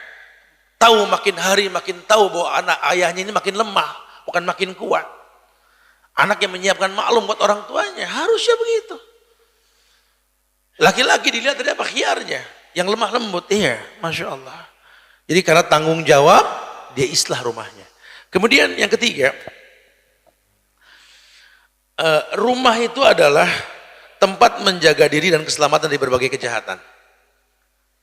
Alasan mengislah rumah untuk menjadi pembuka pintu surga, jalan ke surga ini, rumah ini menjaga dari kejahatan. Nabi mengatakan, idza waqa'al fitan 'alaika iltizam bi baitik. Kalau nanti kamu hidup di zaman yang penuh fitnah, tolong perbanyak tinggal di rumah. Perbanyak tinggal di rumah. Kenapa? Karena rumah menjaga kamu. Rumah yang dibacakan Quran, setan lari. Di rumah Anda bisa berzikir. Yang wajib di masjid, sunnah di rumah. Rumah ini jadi sesuatu yang menenangkan. Ada zikir masuk rumah, zikir keluar rumah. Ucapan salam dan baca la haula wala quwata illa billah. Banyak kemuliaan. Makanya kata Rasul, tuba liman malaka lisanu wa wasi'a baituh wa baka ala khati'atih. Orang beruntung itu 3 kata Nabi. Yang pertama, beruntung liman malaka lisanu, orang yang bisa megang lidahnya sendiri. Beruntung. Yang kedua, orang yang beruntung itu wa wasi'ahu baituh, orang yang dilapangkan rumahnya. Lapang rumah ini bukan gedenya rumah bikin nyaman. Ya, kita bisa rasakan lah rumah orang baik. Kalau kita datang tuh kayaknya beda, orang betah, si punya rumah juga bikin orang genah, nyaman gitu lah. Wa wasi'ahu baituh. Dan yang ketiga, ya ini orang dikatakan untung, ini baka ala khati'atih, yang menangisi dosa di masa lalu. Yang kita bahas yang kedua. Tuba liman wasi'a baituh, liman wasi'a baituh. Orang yang dilapangkan rumahnya. Kenapa? Rumah itu mendatangkan kenyamanan, keberkahan. Tamunya banyak, orangnya senang datang ke situ. Harusnya begitu. Maka orang itu harus tahu, di rumah itu harusnya bikin lapang, bikin nyaman. Amsalnya apa? Rumah Allah. Jadikan rumah kita seperti rumah Allah. Tidak banyak pajangan, tidak banyak lemari, tidak banyak masjid, lihat. Tidak perlu sofa mahal, orang nyaman di masjid. Rumah Nabi seperti itu, tidak banyak perabotannya. Cuma orang senang di rumah Rasul. Pemiliknya bikin nyaman, bikin tenang. Nah sekarang banyak perabotannya juga, kalau yang punya rumahnya nggak bikin nyaman, ya orang nggak ada yang datang. Gimana mau datang, Ustaz? Lawang tulisan depan rumahnya gede banget, awas guguk galak. Tamu belum datang sudah digituin. Kalau para sahabat dulu kalau datang tamu, kenal orang soleh, masuk dulu, makan, minum dulu. Udah kenyang baru tanya, ada apa? Itu sahabat Nabi. Khususnya Abu Musa al-Ash'ari itu. Kalau kita kan datang belum dengan ngomong, apa? Orang wonge. Sudah. Kalau orang dulu enggak masuk dulu, sudah masuk, ada apa nih ya? Sambil minum, santai. Ya kira-kira ada maslahat, enggak ada maslahat bisa diputuskan. Oh gitu, ya wis, maaflah orangnya lagi nggak ada. Tapi orang sudah senang duluan. Orang senang karena salam itu kan doa. Ini tradisi kayak gini nih, sudah kalau di komplek bisa loh, karena ada Pak Satpam. Kita nggak terlalu khawatir dengan tamu yang datang. Kalau rumah nggak ada satpam nggak ada muskilah kan, agak susah. Di komplek ini bisa kita ciptakan ini. Mulailah setelah ini kita bisa tuliskan tulisan pajangan-pajangan ajakan berbuat baik. Sudah sholatkah Anda? Sudah sering mengucap salamkah Anda di antara kalian menjaga lingkungan? Sudahkah Anda menjaga penampilan? Hati-hati aurat dipandang anak-anak. Coba. Orang baca juga baik, buanglah sampah pada tempatnya, cintailah lingkungan. Boleh, boleh. Itu semua membangun. Sebelum iklan rokok yang masuk gitu loh. Sebelum iklan maksiat yang ditawarkan. Ajak orang berbuat kebaikan. Nah, itu yang ketiga. Ya, Masya Allah. Kemudian yakni tambahan tadi ada hadis Nabi dalam riwayat yang hasan dari Ad-Dailami dalam Mustadnya Al-Firdaus, salamatur rajuli fil fitnah ayalzama baitih. Salamatur rajuli, keselamatan seseorang kata Rasul, fil fitnah, dalam kondisi fitnah atau musibah, ayalzama baitahu, hendaklah dia senantiasa mendiami rumahnya. Maka kita terinspirasi Ustaz buat merapikan rumah. Kenapa? Ini zaman fitnah Ustaz. Zaman hoax. Zaman orang percaya sama sosial media. Yang setiap orang punya kantor berita di rumah masing-masing. Kebiasaan kalau mata kita sering ngelihat sosial media, nggak ngelihat hukum baku dalam Quran dan Sunnah, kita akan tergilas. Ahsan di rumah. Kalau sudah di rumah, matikan handphone sudah. Jangan anak ngobrol kita ngelihat handphone, matiin sudah. Ya, quality time penting sekali. Bukan berarti kita nggak boleh ngelihat handphone ya. Buat Anda yang mobile, ya punya tempat buat ngelihat handphone. Udah kalau masuk rumah sudah selesai semua. Ini sorga, jangan ada keributan. Berita yang meributkan juga jangan masuk di rumah. TV tentang apa berita-berita yang nggak jelas matiin sudah. Kalau mau TV di depan itu di pendopo sana. Jangan dalam rumah sudah. Karena nggak ada keuntungannya sama sekali. Bukan haram TV, isinya. Kalau isinya semua yang haram, anak kita nggak boleh ngelihat aurat, nyetel TV semuanya aurat. Anak kita nggak boleh dengar fitnah, isi TV semuanya fitnah. Ahsan, nggak usah TV sudah. Ahsan, nggak usah sudah. TV di ruang tamu di depan sana. Nggak perlu TV dalam kamar. Kamar buat tidur. Nggak perlu TV ruang makan buat makan. Sudah. Ya, ini tidak semua TV. Sampai tidur bareng remote. Masya Allah. Lah bangun subuhnya susah. Apalagi tahajud. Kenapa? Karena matanya semua TV. Tontonan tidak ada yang bermutu. Tidak ada yang syariah. Bawel tentang hukum agama, tapi dirusak dengan tontonan. Itu yang terjadi sekarang. Maka di rumah saya punya hukum, pegang hukum tersebut. Terapkan, bismillah, mumpung belum terlambat. Ini kadang-kadang anak di pesantren, liburan di rumah rusak.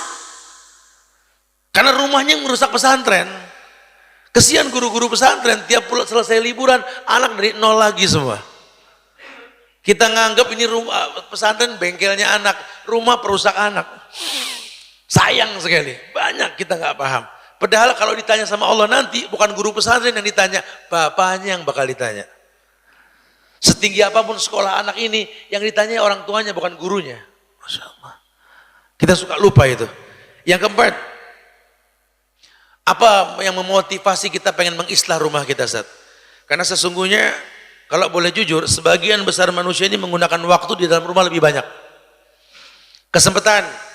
Kita pengen mencetak generasi yang cinta dengan tanah air Indonesia. Tolong dong, ornamen rumah yang Indonesia. Kalau perlu serba batik. Pajangannya juga mewakili negeri lah. Ada pohon kelapa, ada padinya, ada nyiur melambai, ada gunung dan sungainya. Sampai anak tuh kalau masuk ke rumah, Indonesia banget ya. Gitu loh. Ini enggak. Masuk ke rumah, innalillah, pajangannya singa muntah, gedong miring, foto di belakang dia, kitiran Belanda, Masya Allah. Produk-produk luar yang gak jelas statusnya. Kita pengen mencetak generasi cinta negeri, rumah kita ndak ada pajangan mewakili negeri kita. Giliran batik diambil jiran baru ngomel gitu loh. Giliran tanah diambil negeri jiran baru ngomel. Aneh, kita nggak mendidik. Didik nuansa keislaman. Taruh pajangan-pajangan yang baik. Orang dulu rata-rata rumahnya itu ada kaligrafi yang gampang kebaca. Hadza min fadli Rabbi. Betul? Rata-rata itu rumah-rumah orang dulu. Sampai anaknya tahu ini bapak ini majang ini. Ngingetin, ini semua milik Allah. Cuma titipan. Dulu begitu, orang dulu rumahnya Masya Allah. Tidak banyak perabotan, tanah yang penting bukan perabotan. Warisnya Masya Allah, sendal jepit ke notaris beli tanah. Sekarang sepatu mewah, merek mahal lah ya, saya nggak sebut mereknya. Datang ke notaris jual tanah. Kelasnya sudah beda kita sekarang. Iya. Masya Allah, sebagian besar hidup kita di rumah. Fasilitasi, antum yang tahu, antum yang punya karakter, aku bentuk rumah gini, karena aku pengen nyaman. Nggak apa-apa, jangan dibilang sombong. Wih gila rumahnya gede sombong, apa urusannya? Nggak ada, itu hak dia, dia pengen bikin nyaman kok. Ya kan gimana setelah kita ngeliatnya, nggak usah dilihat, ngiri aja heran. Ya gimana nggak ngiri lah, wong tiap pekan ganti warna, sebulan bisa 3-4 kali ganti warna. Terus Mas Buloh, masalah buat loh. Ya bukan begitu, dia kan agen cat, urusan apa gitu loh. Buat sampel warna. Jangan suka suuzon sama orang gitu loh. Alhamdulillah, seneng lihat orang sukses, itu baru legowo, panjang umur yang begini. Ini hati sumpek ngelihat orang begini, ruwet aja, penyakitan nantinya. Bebaskan hati, seneng lihat orang sukses. Alhamdulillah ya Allah, Rabbana ma khalaqta hadza batilan subhanaka faqina adzabannar. Ini orang sukses Masya Allah. Ya Allah seneng saya ngelihat. Boleh. Tapi aku kok ngiri Ustaz. Ngiri boleh di dua tempat.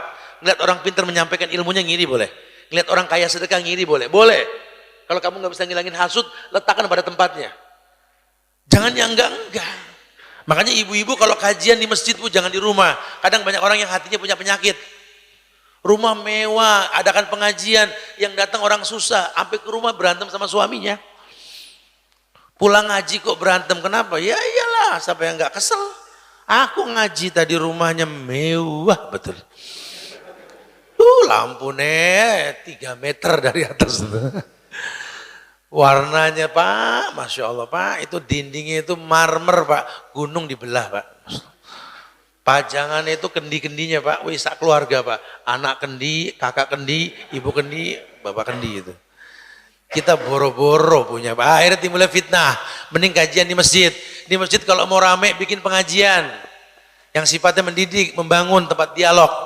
Di negeri Arab itu kalau perumahan Pak, yang sekarang lagi dibikin kapling-kapling itu gurun. Anda kalau naik kereta api dari Mekah Madinah, Madinah ke Mekah, itu dibelah gunung. Itu dibelah gurun, lagi dibikin perumahan itu. Kaplingnya Masya Allah Pak. Signboard depan perumahan itu belum ada rumah, baru kaplingnya aja. Dikedepankan hadis Al-Jar Gobladar. Ya, lihat tetangga sebelum beli rumah. Akan dibangun perumahan namanya ini. Di sini akan ada masjid, ada ulama Fulan bin Fulan dan qari Fulan bin Fulan. Belilah rumah di sini. Yang ditawarkan itu kebaikan. Kalau kita kan perumahan yang ditawarkan 10 pembeli pertama gratis kulkas. Betul ya? Ditanamkan pohon ini, pohon itu. Nggak ada ulama, dunia yang ditawarin. Yang paling baik tawarkan kebaikan. Aku beli rumah tuh karena ada masjid, ada ulama, ada qari. Aku tinggal tentrem ini sana tuh. Rumah surga. Ini enggak rumah dibikin apartemen isinya mall. Masuk rumah maksiat, turun rumah maksiat kita. Doa masuk rumah, doa masuk pasar.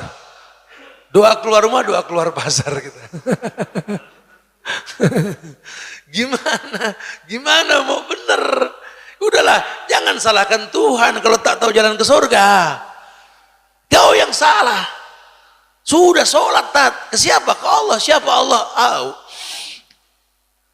Sudah mencontoh Rasul, siapa Muhammad? Bingung. Itu yang terjadi. Masya Allah. Ini yang terpenting. Yang kelima terpenting ini. Apa? Yakni terinspirasi untuk mengislah rumah. Kenapa? Karena rumah ini merupakan sarana yang paling besar untuk membangun karakter bangsa. Jadi kita kalau mau mencetak generasi yang nggak gampang demo, nggak gampang mencaci maki pemerintah, dari rumah awalnya. Pemerintahan terkecil. Tadi bisa agak pemimpin ayah ini membuat ketenangan masyarakat rumah. Istri, anak, pembantu dan lingkungan rumah tersebut. Bagaimana caranya? Ya menanamkan surga dalam rumah. Ini amsal terkecil nih. Di dalamnya nanti ada sholat sunnah, taraweh. Terawih boleh di rumah, bahkan Nabi cuma 3 kali doang di masjid, sisanya di rumah. Kesempatan mendidik keluarga untuk melaksanakan sunnah. Jangan sampai ayah nggak bisa ngaji, jangan sampai ayah nggak pernah tahajud, nggak pernah witir. Yuk didik anak-anak kita buat bangun pagi. Caranya bagaimana? Cepat tidur malam. Bagaimana mereka bisa istiqomah dalam kebenaran? Ayah bawa teman sekali-kali, liatin teman-teman baik ayah. Ibu bawa teman sekali-kali ke rumah, liatin teman yang baik, supaya mereka tahu ayah ibunya juga bergaul dengan orang baik. Lihat ayah ibu pertontonkan, jangan ada yang mubazir. Beli sesuatu di rumah jangan yang dibuang-buang. Ini rumah, sorga, ibu pertontonkan sorga. Sorga tuh nggak bau demek. Sorga itu wangi. Nggak ada barang kotor, nggak ada barang mubazir. Kok sorga isinya barang kotor, barang mubazir, tempat tikus, tempat penyakit. Rumah itu wangi, sorga itu wangi. Ayah bilang, bu, rumah lebih baik buat ibu, rumah itu sorga. Coba bikin ibu menjadikan rumah seperti sorga, pak. Yang nyaman, yang asik. Coba maksimalkan. Ini rumah betul-betul memang membuat mereka tuh terbentuk karakternya. Bikin anak kita nggak gampang lihat maksiat. Coba di rumah harus yang baik. Tadi sampel yang paling gampang, jangan sampai anak ngelihat aurat orang tuanya sendiri. Orang tua masuk ke kamar mandi bawa salin dalam kondisi pakai baju, keluar sudah salin dan bawa baju kotor. Biasakan yang gampang saja. Anak masuk rumah, masuk kamar orang tua, ketok dulu. Haram di waktu yang diharamkan. Kapan? Ketika malam ba'da isya atau antara zuhur dengan asar. Ketok dulu. Takut ada keperluan. Yang penting orang tua betul-betul dijaga muruahnya. Ini kamar orang tua, anak jangan gampang masuk. Ibu larang supaya orang tua tuh punya izzah, punya harga diri. Ini gelas ayah jangan dipakai supaya ada muruahnya gitu loh. Didik. Lihat cara bawain minuman ayah, pakai tatakan, pakai cangkir, pakai tutup. Anak lihat, ayah dibedakan. Didik anak. Sesekali anak agak kurang ajar, "Pah, ambilin aku minum dong." "Iya." Ayah ambilkan minum sesekali, pakai tatakan, pakai cangkir, pakai tutup. Wih, lengkap amat ya. Iya harus begini kalau ngasih orang. Besok kita suruh dia pasti begitu. Kesempatan mendidik. Lihat. Ayah tegas dalam mengambil sikap. Ayah pulang pergi mengucap salam, pergi pun mengucap salam. Bangunin anak sebelum subuh sudah rapi. Sehingga anak bangun ngelihat ayahnya rapi, ibunya rapi. Anak terinspirasi buat rapi. Bukan balapan bangun telat gitu loh. Kalau udah libur balapan telat, subuhnya 6:30. Subuhnya bareng tukang roti lewat. Astagfirullahaladzim. Nah, ini 5 hal ini saja lah yang kita bahas ya. Karena tadi diingatkan kita 1,5 jam kajiannya. Supaya sampai dakwah kita bisa berdialog lah ya. Paling tidak kita akan tahu bahwa ternyata memang untuk menjadikan rumah sebagai tempat yang paling layak untuk menuju surganya Allah ini bukan main-main. Kujadikan rumahku menuju surganya Allah ini untuk dapat kebaikan. Karena kebaikan nggak mungkin datang dengan cara yang tidak disyariatkan. Semua telah disyariatkan. Yuk katakan dengan tegas dalam diri kita, baiti jannati, rumahku surgaku. Rumah yang menginspirasi untuk terbukanya pintu surga. Bukan malah tertutup surga, terbuka pintu neraka. Wa yadubillah wa na'udzubillah. Supaya hidup suasana kita bisa berdialog. Membahas bahasan yang dibahas, silakan yang mau ditanyakan. Akhiru da'wana alhamdulillahi rabbil alamin.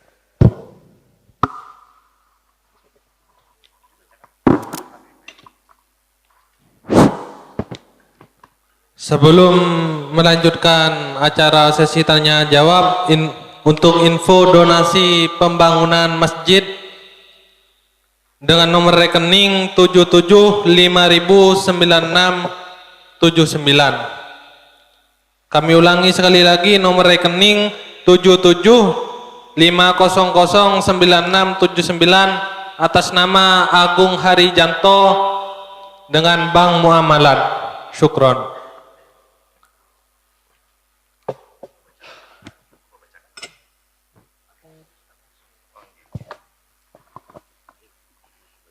Iya. Baik, bismillah jamaah sekalian, kita telah banyak menerima pertanyaan dan kita akan coba maksimalkan waktu untuk coba dibacakan satu persatu. Pertanyaan pertama Ustadz dari ibu-ibu di belakang, bagaimana menasihati suami yang masih merokok Ustadz? Mohon nasihatnya Ustadz dan tipsnya. Gimana nasihatin suami yang masih merokok Ustadz? Saya enggak tahu suaminya mana, saya enggak paham. Cara ngomong ke orang tuh beda-beda, ya enggak sama. Harus tahu karakternya ibu yang paham dia, ibu yang ngerti dia. Kalau sampai dia masih merokok, dia belum paham bahaya rokok, Bu. Dia belum tak paham murkanya Allah tentang rokok ini. Wala tulqu anfusakum ila tahluka. Jangan masukkan dirimu dalam sesuatu yang berbahaya. Betul? Dokter mana yang bilang rokok nggak berbahaya? Udahlah akui itu bahaya. Belum lagi perokok pasif di kiri kanannya. Saya sih alhamdulillah Ustaz, udah tahu saya tidak rokok lagi, tak berhenti sudah. Alhamdulillah. Cuma saya nge-vape sekarang Ustaz, gitu loh. Lah yang nge-vape bukan rokok tuh knalpot motor gitu loh. Langsung aja ke knalpot motor saya lebih gedean itu. Heran. Padahal satu hari dia bakar 20.000, itu kalau dikumpulin sebulan itu 600.000 loh. Dan setahun 7,2 betul? Juta. Itu tiap tahun bisa motong sapi Bali itu. Ini enggak pernah korban tiap tahun. Rokok aja tuh. Padahal kalau dia mau disiplin 2 kali beli rokok, 2 bungkus sampai 40.000, 50.000. Sehari 50.000, sebulan 1,5 juta. 10 bulan 15 juta. 20 bulan umroh sama istri. Masya Allah. Kalau mau. Cuma yang mau bilang apa? Kalau masalah rokok ini kan yang ditawarkan bukan rasa tapi gaya. Makanya susah. Orang yang ninggalin rokok karena gaya. Bukan rasa. Dan iklannya semua banyak. Ya mau bilang apa? Kesadaran diri yang penting. Ya mulai kita berpikir. Tiap bulan sudahkah kita ngasih ke orang tua kita 7,2? Apa? Tiap tahun. Sudahkah kita korbankan kambing buat orang tua kita? Sudahkah tiap bulan kita kasih fakir miskin 600.000 minimal? Kalau belum yuk malu lah. Itu kan harta titipan Allah, betul? Allah bakal tanya nantinya. Wa iyyadubillah wa na'udzubillah ya. Semoga Allah kasih hidayah insyaallah. Dia omongin baik-baik, Bu. Atau dia ajak kajian kayak gini nih. Kajian begini nggak berasa. Hampir 2 jam nggak ngerokok ini kan. Alhamdulillah. Harus sering-sering nih kajian. Supaya paling tukang rokok yang kesel wis nggak laku kalau gini banyak kajian ini. Cuma paling tidak lama-lama sadar ternyata betul-betul enak. Hidup sehat tuh enak. Hidup sehat itu enak. Ya kita bisa nyaman di mana saja kita mau. Wallahu a'lam. Ya sekedar mengingatkan dalam syariat itu kan laula an asyqa ala ummati la amartum bisiwak inda kulli shalah. Kalau nak memberatkan umatku suruh sikat gigi sebelum wudu dan sholat. Kita mau nyebut nama Allah kalau mulut kita kotor. Setan suka sama mulut yang kotor. Makanya gampang berbohong karena banyak nikotin. Setan suka sekali sama mulut yang kotor. Setan gak suka sama mulut yang bersih. Ini bahasa agama. Maka ini butuh disiplin diri kita lah untuk meninggalkan. Kita doakanlah mudah-mudahan yang masih merokok bisa hilang kebiasaan merokoknya insya Allah ya. Buat yang belum ya udah jangan coba-coba. Semoga Allah jaga kita insya Allah ya. Masya Allah. Taib. Baik Ustadz, mohon izin pertanyaan berikutnya. Ini dijawab. Pada beberapa pertanyaan yang sama, Ustadz mohon nasihatnya bagaimana cara berbakti kepada orang tua yang tempat tinggalnya jauh Ustadz, dari seorang ibu Ustadz. Barakallah. Vin, tadi buat yang suami yang rokok kasih gantungan kunci nih Vin. Ya. Mudah-mudahan manfaat nanti bisa dilihat channel-channel kita insya Allah ya. Baik. Bagaimana berbakti kepada kedua orang tua yang tempat tinggalnya jauh. Di surat Al-Isra ayat 23 itu perintah wabil walidaini ihsana. Berbakti kepada kedua orang tua dalam kondisi ihsan. Ihsan itu ada tidak ada mereka. Jadi ada mereka kita berbakti, temuin tiap hari, cium tangannya. Ajak ngomong yang membahagiakan dia, kaulan karimah. Sama orang tua jangan ngomong yang ruwet-ruwet, bikin dia senang. Sampai anak tuh dinanti kedatangannya. Kalau jauh bagaimana Ustaz? Sekarang sudah nggak ada yang jauh sebenarnya. Kita bisa video call sama mamah kita kok. Anak orang kita bisa beliin handphone, pegawai kita beliin, orang tua beliin yang paling canggih. Buat apa nih mahal-mahal nak? Buat kita video call mah. Aku tuh nggak bisa nggak ngeliat muka mama kalau 1 hari saja mah. Bikin dia seneng. Orang tua dibahagiain. Tiap pagi telepon, kalau perlu kuping ini nggak mendengar kecuali suara orang tua yang pertama. Bukan kolokan, itu hak orang tua. Assalamualaikum mah, waalaikumsalam, masya Allah. Subahul khair mah, subahul nur. Mama gimana pagi ini sehat mah? Alhamdulillah ya Allah, dengar suara mama tuh masya Allah mah, sejuk, nyaman. Orang tua tuh seneng digituin. Nah kalau orang tua sudah seneng, Allah seneng sama kita.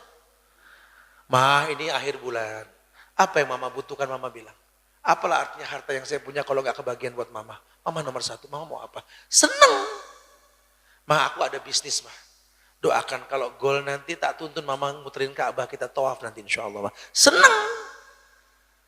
Coba hayalkan dulu dah, hayalkan buat orang tua coba. Ini kadang-kadang kita ngayal aja nggak ada buat orang tua. Gimana mau berkah? Nah jadi sebenarnya berbuat baik sama orang tua tuh nggak lihat waktu, nggak lihat jarak pun tidak. Selama dia masih ada, jaga nama baiknya. Kita pengen berbuat dosa, ingat di belakang kita ada nama orang tua kita. Fulan bin Fulan. Sehingga kita punya rem, berbuat baik seperti itu. Wallahu a'lam bishawab. Naam, taib. Syukran Ustaz. Ini yang tanya tadi, kasih juga gantungan boleh Vin. Nanti suruh buka channel kita dan lihat bagaimana berbakti pada orang tua. Wallahu a'lam bishawab. Naam. Baik Ustadz, mohon izin pertanyaan berikutnya, masih banyak dari ibu-ibu. Ustadz mohon nasihatnya bagaimana hukum menimbun harta. Maksudnya suami bersikeras untuk berinvestasi, kami sudah memiliki tanah di 2 tempat, rumah 1 dikontrakan, tetapi kami masih mengontrak Ustadz, dan kami belum haji, tapi sudah mendaftar. Bagaimana cara menasihati suami? Ana nggak tahu juga kenapa suaminya begitu, bingung ana jawabannya. Wallahu a'lam bishawab. Misi dan visi rumah tangga dia yang tahu. Kalau memang efisiensinya ngontrak lebih murah ketimbang punya rumah dan maintenance-nya, ya sudah, nggak ada masalah. Toh pada akhirnya kita tinggalkan juga rumah kita, betul? Wallahu a'lam. Coba sih tanya visi dan misinya. Karena enggak salah orang ngontrak kan, walaupun dia punya rumah. Karena dia bicara maintenance. Sama dengan orang punya mobil, pakai Grab, pakai Gojek atau apalah, pakai online itu ya. Nggak ada masalah kalau efisiensinya mendingan pakai online, ya asalkan sistem online ini yang dipertanyakan. Kita jalan macet, bakal ganti oli, ruwet lah. Ahsan pakai umum. Ya, itu kan males, nggak ada masalah kan. Bukan nimbun harta, dipakai mungkin sesekali, boleh-boleh aja. Saya nggak tahu manajemennya, tapi saya berhusnuzon. Mudah-mudahan suaminya punya niat baik insya Allah. Ya, ibu omongin aja baik-baik bu. Insya Allah Allah kasih yang baik buat kalian insya Allah. Wallahu a'lam. Vin, ini saya pengen tanya nih sebelum lanjutkan pertanyaan ini kan kita kegiatan ini kan pakai rencana lama ya. Kegiatan di Nurul Jannah nih sehingga diiklankan. Banyak yang datang ke tempat ini dari luar. Ya, Anda pengen tahu siapa yang datang kemari tujuannya belajar sementara rumahnya paling jauh. Ada Vin? Foto? Silakan. Pak Ustadz yang paham daerah sini, paling jauh dari mana Ustadz? Antum di mana? Surabaya. Surabaya mana sih Surabaya situ racun. Ada yang di luar Surabaya datang. Mana? Tuban. Oh Masya Allah. Tuban. Antum di luar dari mana? Tuban juga. Yang sudah-sudah jangan disamain. Nah. Yang lebih jauh dari Tuban. Ibu-ibu ada tolong panitia. Ada yang jauh gak tuh ibu-ibu dari mana tuh? Hah? Tuban paling jauh. Solo ada? Itu Solo jujur datang buat kajian. Apa buat jalan-jalan ke Surabaya? Sekalian mampir. Ini Pak tolong Pak, yang datang kemari memang buat kajian. Datang memang buat kajian. Tuban buat kajian. Atau datang buat kajian? Oh Masya Allah. Ada yang lebih jauh dari Tuban? Tidak ada? Alas ya. Tuban ganti ongkosnya bro. Masya Allah. Barakallahu fiik. Antum ambil amplop, itu ada ongkos buat antum, semoga manfaat insya Allah ya. Nah, pulang pergi antum wis digratisi sama Nurul Jannah ini Masya Allah. Ada yang datang kemari kajian, ini mengorbankan bisnis kaki limanya, kaki lima loh ya. Ya gorengan, bakso, cilok, apalah. Ya pokoknya dia biasa dagang pagi, ada kajian tutup dulu. Biasa dagang pagi. Antum apa? Apa? Nasi Padang, oh. Enggak pagi malam pun buka berarti ya. Cuma tutup dulu Pak. Oh Masya Allah. Ada lagi yang lain? Apa Pak? Nasi goreng, jualnya siang? Oh pagi? Oh Masya Allah. Antum tutup dulu, buat kajian? Oh Masya Allah. Lihat Pak pengorbanan belajar itu Pak, Masya Allah. Makanya kita yang jadi pegawai, punya income lebih, ya Allah belajar aku malas heran itu. Ini ada yang jelas mengandalkan dagang harian, tutup karena buat kajian, Masya Allah. Ada yang lain? Atau apa? Sekolah, libur, gara-gara ujangan. Balas Itu gorengan mangkal Pak ya? apa dorong Pak? Nasi goreng mangkal apa dorong? Rumah ya? Oh Masya Allah ya. Ada yang datang nggak pada hari ini bawa keluarga paling banyak? Bawa keluarga paling banyak ada? Berapa orang? 5. Berapa orang Pak? 4. Oh. Ini banyakkan 5 Pak, 4 ya. Yang lebih dari 5 orang ada? Ada yang datang sekarang bawa keluarga, suami, istri, anak, mertua, apa datang rame-rame buat kajian. Ada? Paling banyak berapa Pak? 4, ini 5 Pak. Ya. Yang lebih dari 5 ada? Ibu-ibu ada di belakang bawa anak. Atau mungkin bapak bawa keluarga, bapak, istri, anak-anak, tabilah itu. Oh Masya Allah, 5 semuanya. Oh Masya Allah. Berarti ini yang paling banyak ya. Masya Allah. Oke, tadi yang kaki 5 saya pilih nasi goreng karena nggak ada tawaran Pak. Kalau restoran Padang banyak tawaran nih ya. Tapi saya salut sama Bapak. Saya kasih gantungan kunci juga, nanti Bapak bisa diambil di depan ya. Kalau buat yang tutup nasi goreng boleh diganti amplopnya. Kemudian yang keluarganya paling banyak ini cuma 5 orang, yang lain nggak ada nih 5. Bro ganti ongkos bro, biar bisa jajan nanti. Masya Allah. Dan yang terakhir yang saya tanya nih, siapa yang datang kemari kajian usianya paling tua? Buat contoh yang muda Pak. Fadal Pak, berapa usianya?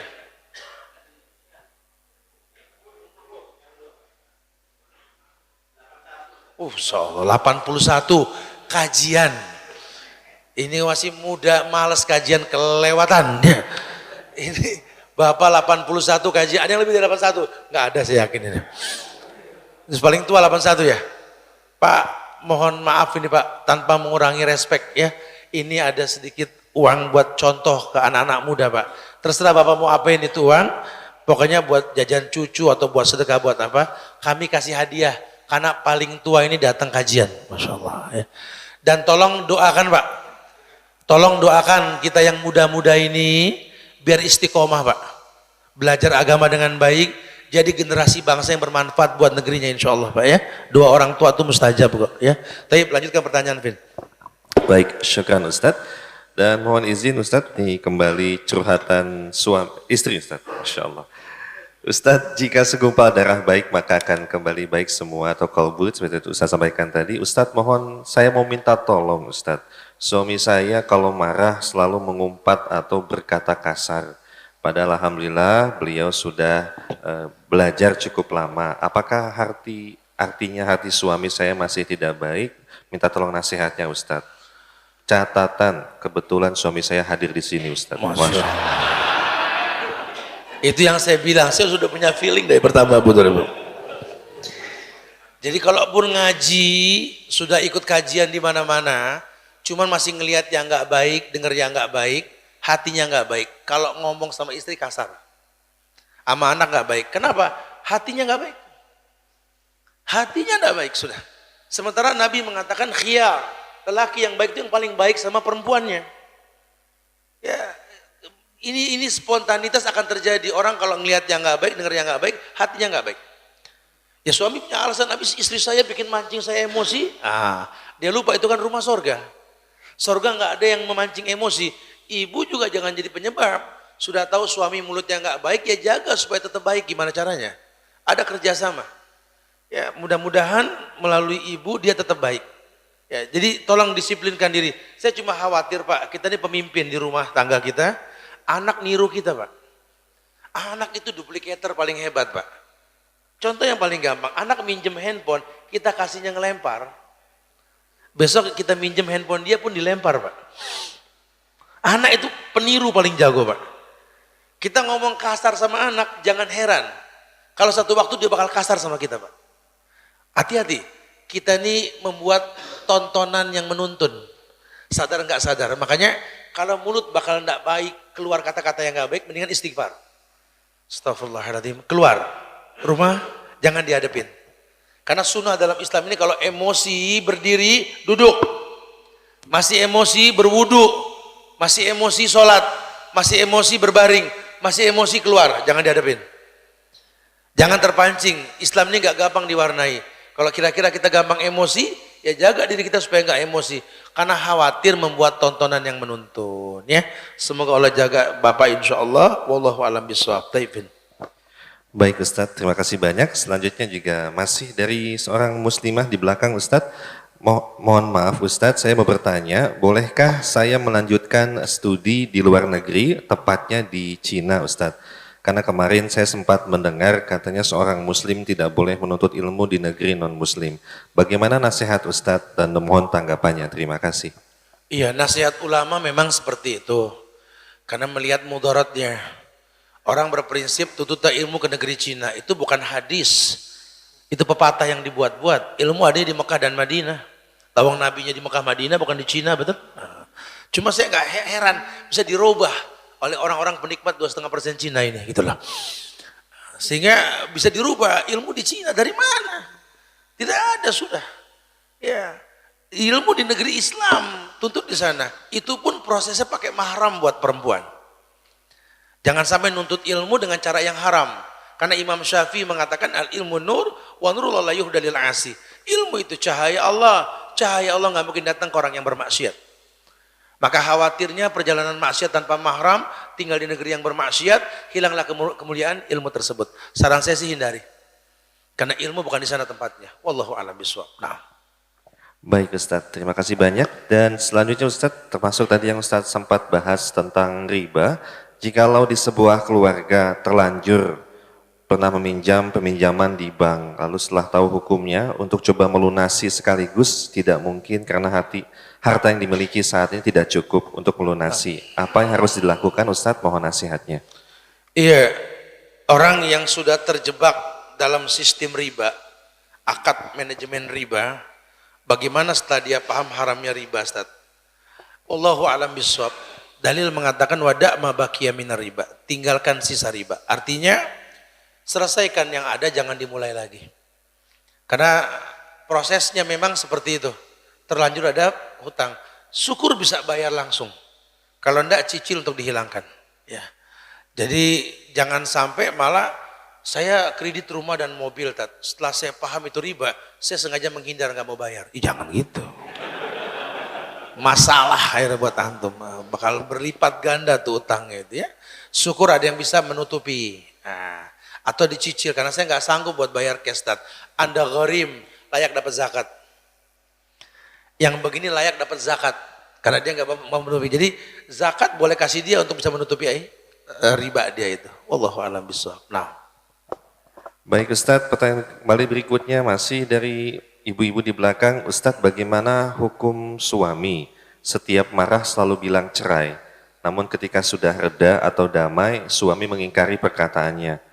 Dan walaupun suami sudah dinasihati, suami juga mengingkari. Bagaimanakah solusi menghadapi suami seperti itu dan apakah status pernikahannya masih sah Ustadz? Mohon nasihatnya. Ya Allah, ibu lagi yang nanya. Wallahu a'lam bishawab ya. Kalau memang dia mengatakan cerai dalam kondisi sadar dan tidak emosi, disaksikan oleh orang yang mendengar, istri dilaporkan ke kita dan kita mendengar gini, sah perceraian. Kalau dia mengatakan cerai dalam kondisi tidak emosi. Tapi kalau dia emosi, gugur hukum cerai dengan emosi. Tapi yang jadi masalah dia sering. Nah, pendapat ulama berkhilaf dengan kata-kata sering ini. Harusnya diambil sikap. Pak, nikah itu menghalalkan kemaluan yang diharamkan. Cerai juga mengharamkan kemaluan yang dihalalkan. Jadi tolong jangan gampang mengatakan cerai dalam pernikahan kita. Kalau kita laki sejati udah nggak kuat, ceraikan secara resmi. Ngapain diulang-ulang cuma buat ngancem? Itu perempuan bukan laki-laki itu. Kalau laki-laki nikah resmi, cerai resmi. Kamu sering mengulang kayak gini, saya tanggung dosa sama Allah. Sudah, yuk kita ke pengadilan, kita cerai. Laki itu. Sehingga mencerainya nggak pakai perasaan. Saya sudah ceraikan, Ustaz. Loh kapan? Kemarin. Di mana? Di rumah. Ada saksi gak? Ya nggak ada. Emang sah? Feeling saya sah. Feeling? Anda nikah resmi kok cerainya nggak resmi? Ya cerai resmi, kesian. Dia kan juga pengen nikah lagi atau bagaimana? Toh dalam perceraian ada yang namanya masa iddah. Mudah-mudahan dengan masa iddah tersebut dia minta maaf dan bisa merujuk lagi kan? Iya. Jangan gampang mengatakan kata cerai. Ini sifat munafik. Setelah itu nggak mau mengakui. Ya, akhirnya rumah tangganya nggak jadi surga. Yang ada keributan, anak melihat broken home, nggak nyaman mencontoh orang tua. Ya sudahlah, berilmulah sebelum berumah tangga itu lebih baik. Wallahu a'lam bishawab. Nah. Baik Ustadz, terima kasih banyak. Dan pertanyaan berikutnya menjama atau menggabungkan beberapa pertanyaan yang senada Ustadz. Ustadz mohon nasihatnya bagaimana cara menasihati orang tua yang masih kurang dalam agama, masih mengikuti budaya kesyirikan dan juga ibadah-ibadah yang tidak dicontohkan. Mohon tips dan nasihat dari Ustadz bagaimana mendakwahi orang tua. Baik, bicara dakwah kepada kedua orang tua kita ini Quran yang ngajarin. Kata Quran, wa in jahadaka ala an tusyrika bi ma laysa laka bihi ilmun fala tuti'huma wa sahibhuma fid dunya ma'rufa. Kalau orang tuamu mengajarkan kesyirikan, kemaksiatan, dia berbuat dosa, jangan patuhi dia. Fala bukan wala, fala cepat jangan patuh. Wa sahibhuma fid dunya ma'rufa, tapi jadikan dia sahabat yang baik. Nah, ternyata berdakwah ke orang tua itu menjadikan dia sahabat. Nah, sahabat itu menyiapkan maklum buat sahabatnya. Coba kita kalau mau ketemu sahabat dandan rapi, siapin makanan yang enak, minuman yang enak, janjian di kafe di tempat yang enak. Kenapa kita mau orang tua nggak pernah begitu? Coba sekali-kali siapkan baju bagus buat orang tua kita, suruh dia pakai. Mau kemana? Saya pakai baju bagus sayang. Aku pengen jalan sama mama sama papa dalam kondisi yang rapi. Kita cari restoran yang enak yuk, kita ngomong baik-baik. Orang tua terpincut sama kita. Kumpulin uang, tabung, diam-diam, surprise nanti umroh bersama mereka, tawaf sambil dinasihatin, duduk di makom Ibrahim sambil berdoa, lihat, ajak dia untuk sa'i, berdoa di sofa dan marwah, pagi habis sholat subuh, syuruk sambil melihatin Ka'bah, ya Allah betapa enaknya kita berakidah dengan tauhid yang baik, coba seperti teman lah. Sekali-kali bawakan makanan, minuman yang dia suka sambil berdakwah. Bohong orang tua hatinya nggak suka sama kita. Kita pengen merubah nggak ngasih keuntungan, susahnya kita di situ. Kita nih ngeliat orang tua kayak ngeliat ATM pengen gesrek aja gitu loh. Akhirnya sebatas keperluannya nggak sampai dakwah sudah. Orientasi kita ini cuma ngeliat umat banyak ngambil keuntungan. Ngasih, jangan money oriented. Unfik alik. Infakkan, sedekahkan. Allah sedekahkan kita. Rubah mindset kita. Rubah mindset kita. Kalau melihat sesuatu, apa manfaat saya? Bukan apa manfaat itu. Bukan begitu bahasanya. Mulai bermanfaat buat yang lain. Orang tua sama. Buat mereka nyaman. Bikin mereka menanti kedatangan kita. Sampai longo. Ada apa bu? Anak mau datang. Ya Allah dia datang. Orang tua senang kita datang. Ini enggak, orang tua pucat. Kenapa bu? Anak aku mau datang. Ya Allah dia datang. Waduh. Tidak sampai dakwah ke orang tua kita. Allahu a'lam. Nah. Baik Ustadz, dan mohon izin pada jamaah, ini pertanyaan terakhir Ustadz. Ustadz mohon nasihatnya, kedua orang tua saya sudah meninggal sejak saya masih kecil Ustadz. Mohon nasihatnya amalan seperti apa yang bisa saya kerjakan untuk meringankan dosa orang tua dan juga bisa memberikan manfaat kepada kedua orang tua saya Ustadz. Barakallahu fiik. Ya sekedar informasi, enggak semua pertanyaan dibaca kan. Tapi kita ada channel link sekarang di Al-Azifi channel, itu ada langsam bersama Ustadz, langsam pagi bersama Ustadz Subhan. Itu kegiatan yang saya buat setiap pagi membacakan bacaan yang tidak terbaca. Ya jadi bisa dilihat nanti di channel tersebut, di Al-Azifi channel, ada langsam pagi Ustadz Subhan, membaca pertanyaan yang tidak sempat kebaca karena waktu yang nggak memungkinkan ya. Kalau kita punya orang tua yang sudah wafat, entah apa yang dia pernah lakukan dalam kehidupan dia, yang paling baik kita paham, anta wa maluka li abika. Kau dan harta amal soleh yang kau miliki adalah milik orang tuamu. Jadilah anak yang soleh. Kewajiban anak kepada orang tua yang sudah meninggal, yang pertama, yakni memandikan, mengkafankan, menyolatkan, menguburkan. Kemudian membayarkan hutang piutangnya. Menyambung tali silaturahmi dengan teman-temannya yang soleh. Kemudian dia juga betul-betul paham bahwa dengan bergaul sama teman-temannya dulu, tahu kelas orang tuanya. Dilala orang tuanya punya kesalahan, dia mewakili meminta maaf. Karena fungsi anak untuk menutupi aib orang tuanya. Sisanya berbuat baiklah. Dengan cara apa? Hajikan dia. Dengan cara apa? Membuat sebuah prasasti hidup. Bikinkan masjid atas nama dia. Dan lainnya. Banyak sekali. Itu bisa dilihat di berbakti kepada kedua orang tua yang sudah wafat. Di channel kita ada itu ya. Nanti bisa dilihat. Coba dikasih gantungan kunci deh. Nanti ada channel yang untuk dilihat kembali itu. Wallahu a'lam bishawab. Masyaallah. Baik Ustadz, barangkali ada simpulan untuk kajian kita pada pagi ini, silahkan Ustadz. Taib jamaah Allah muliakan, intinya ketika kita ingin menjadikan rumah sebagai jalan menuju surga ini, berilmulah sebelum kita membangun rumah. Al-jar gobladar, kalau perlu lihat tetangga sebelum beli rumah. Sehingga tempat tersebut akan menjadi madrasah buat diri kita dan keluarga kita.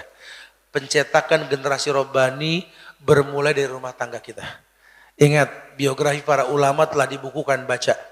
Tidak ada ulama yang memiliki orang tua yang betul-betul nggak layak dititipkan anak sebagai ulama kelak ke depannya.